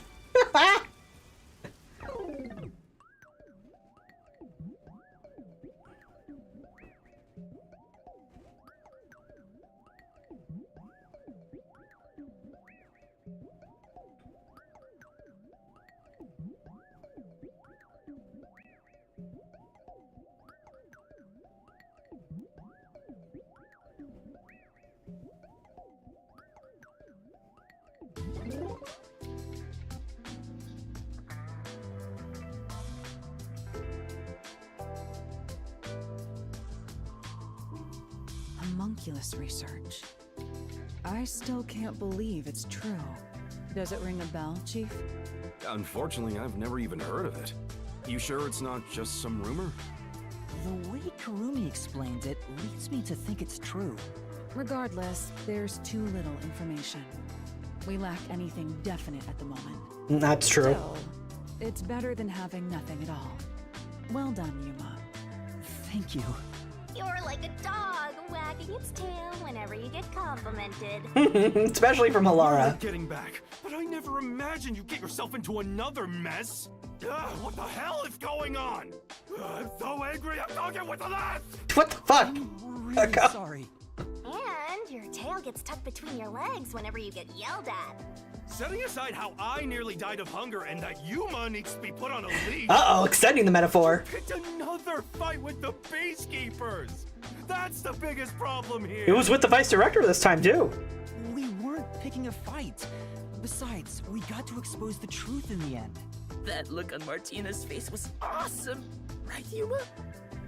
That's not what I'm talking about! How can you be so relaxed? There, Lisp Man. Please remain calm. So, is it true the culprits in that case suddenly died? That makes it similar to what happened in the mailman. I was worried about this. There's no way Halara would have let that pass. Moreover, it is also similar in that those involved in each case, like Desuhiko and myself, had their memories wiped. There are too many common traits to call it a coincidence. Uh-oh. The memories related to the case disappear. Perhaps it is due to someone's forte. No way. What kind of useless forte would that be? Besides, no one here has an ability like that. Could another master detective have found their way here? It'd be one thing if we were anywhere else in the world, but we're in Kanai Ward. This isn't the kind of place some ambitious master detective could barge into by himself. Really? That sounds exactly like something an ambitious detective would. I would know. Anyway, why are you all looking so glum? The case is closed and we got new information. It's a fantastic step forward. It's springtime and all is right in the world. Spring? It rains all year long here, and we've had nothing but trouble. Ugh! Just what the hell is going on here? It's like the hand of death itself. What's wrong, Vivia? You know what they say. The greater the detective, the more often they encounter death. Isn't that right, Yuma? Okay. That does kind of apply to you, Yuma. In a way, you're like a death detective. Don't take it the wrong way. I mean that as a compliment. But even if it offends you, I refuse to apologize. Apologizing is too much of a hassle. The Death Detective. You have a cool nickname, Yuma. No way! I don't want a nickname like that. Really? But it sounds so awesome! It seems death has taken a liking to you, Yuma. That's one of your talents in a way. Sheesh. I'll never understand this guy. I would love to understand this guy. We'll figure out how to discipline Yuma later. For now, we need to come up with a plan to handle the Peacekeepers. You said this case involved Vice Director Martina, right? She's Director Yomi's right-hand woman. I heard she's both his close advisor and his mistress. I'm sure they're gonna make a move somehow. I don't even want to think about it. What'll they do? Oh dear. See? This is what I'm talking about! Everyone, brace yourselves! And evacuate. Serious? This is so fun!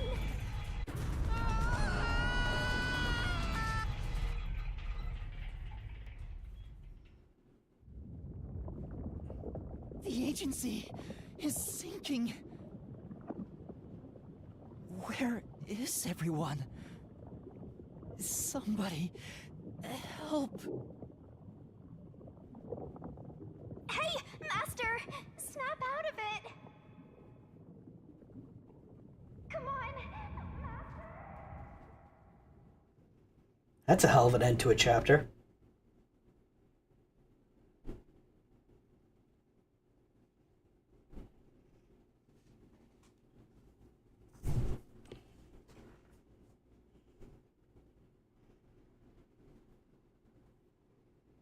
Kaboom!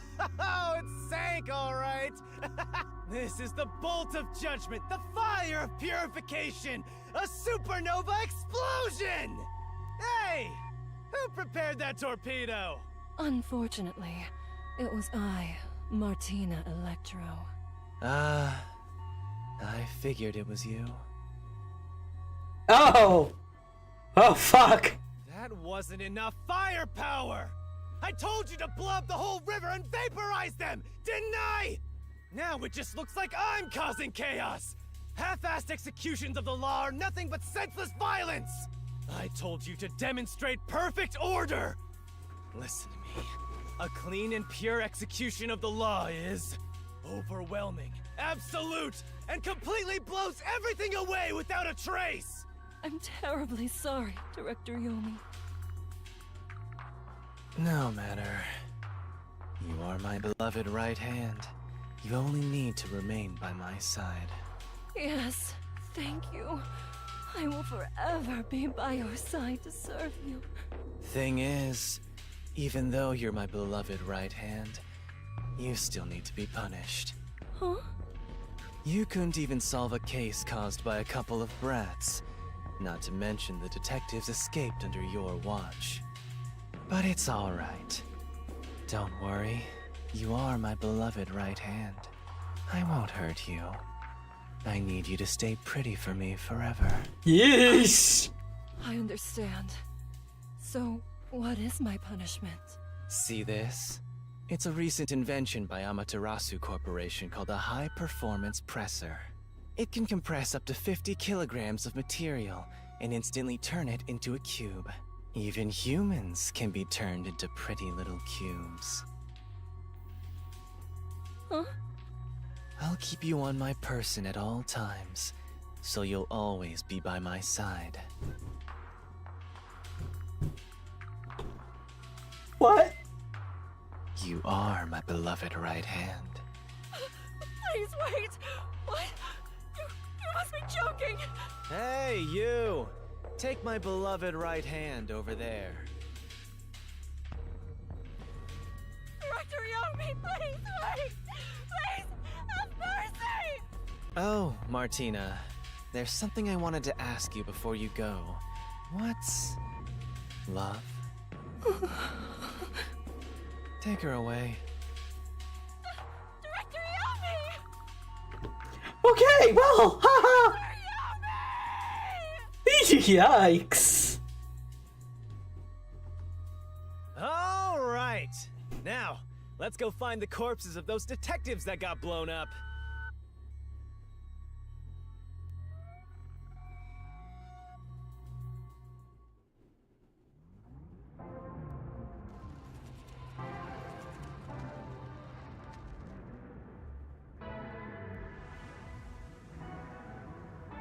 Is this some of his memories? Good day, sir. What's that? You don't know? I guess not, since you're still new. That's number one, the leader of the World Detective Organization. That's him? I had no idea. Why would someone that high up be here underground? There's a book vault here. It's a secret book vault that only number one can enter with his biometrics.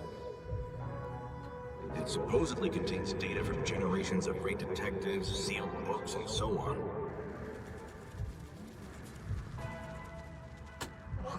Didn't know that. Don't even think about going in there, newbie. I know. Definitely acts like Yuma. Wasn't number one carrying an old book just now? That was it. I wonder what that book was. That's what we used to make a contract. Well, how about you go investigate? You may be a trainee, but you're still a detective. Investigate? Me? Kidding. Don't take it so seriously, Yuma.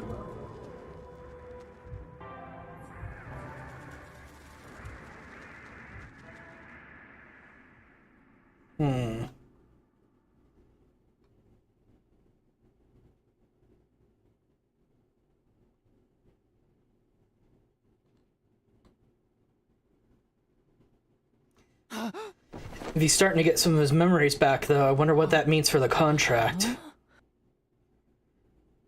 Fancy! Wait, where am I? Beats the hell out of me. But weren't you by my side the whole time? Don't you know what happened to us? Like that time back at the Amaterasu Express. I was only able to stay awake back then because we just made the pact and we weren't fully synchronized yet. But that didn't work this time. When you lose consciousness, my vision also goes dark. Convenient. Actually, do you remember drifting in the river after the explosion? You almost died. Hell, even as a death god, I thought I was gonna die. This is no laughing matter. Anyway, because your biological activity stabilized, I was also able to wake up. Everything's a-okay so far. Now, let's go find out where we are. I want to go exploring so bad, my eyes are watering. That's a bit dramatic. Where are we? Let's check. This is... Painting? Can't tell what's depicting at all. Truly an inspired piece. Shinigami, do you know how to interpret art? Definitely not. I'm just saying whatever pops in my head. The best thing to do with art that's abstract or things like this is not to focus on what you think it should be, but to focus on how you feel. If it elicits an emotion from you, and if it does so almost instinctually, you need to investigate that. Hey! Up to you, Master. What would you title it? Cul-de-sac? Trash! That's uncalled for. This is... It's a large TV built in the wall. The power's off so I can see myself reflect in the screen. Master's thinking he's a giant screen to watch spicy videos! That's not what I'm thinking at all right now. Does that mean you're gonna think about it later? I mean, now that you put the thought in my head. Yeah, this seems like a real fancy hotel. Oh! It won't open. It's locked somehow. Alright, we're kicking it down. I don't have that kind of strength.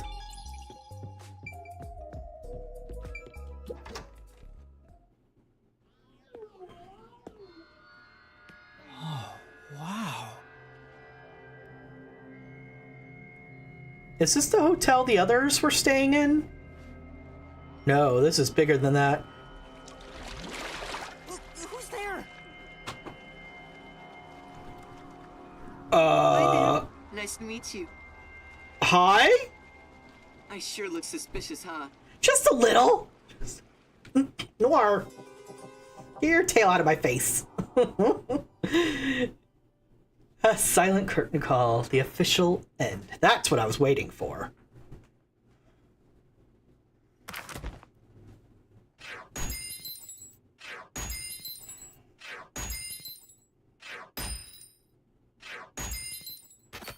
That'll do.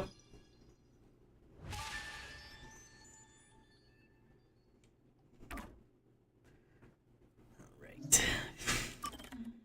You did just save the game, but sure. Okay. So we're gonna go ahead and call it there today. New schedule. I'm planning on starting 1 p.m. PST on my normal stream days with the option for bonus streams during the week. It depends on how hard I need to go on my job search and how hot it is during the day, which hopefully it's going to start cooling off some more as we near the end of summer. But thank you very much for watching, folks. Catch me next time is on guaranteed stream Monday. Well, not guaranteed as much as I can.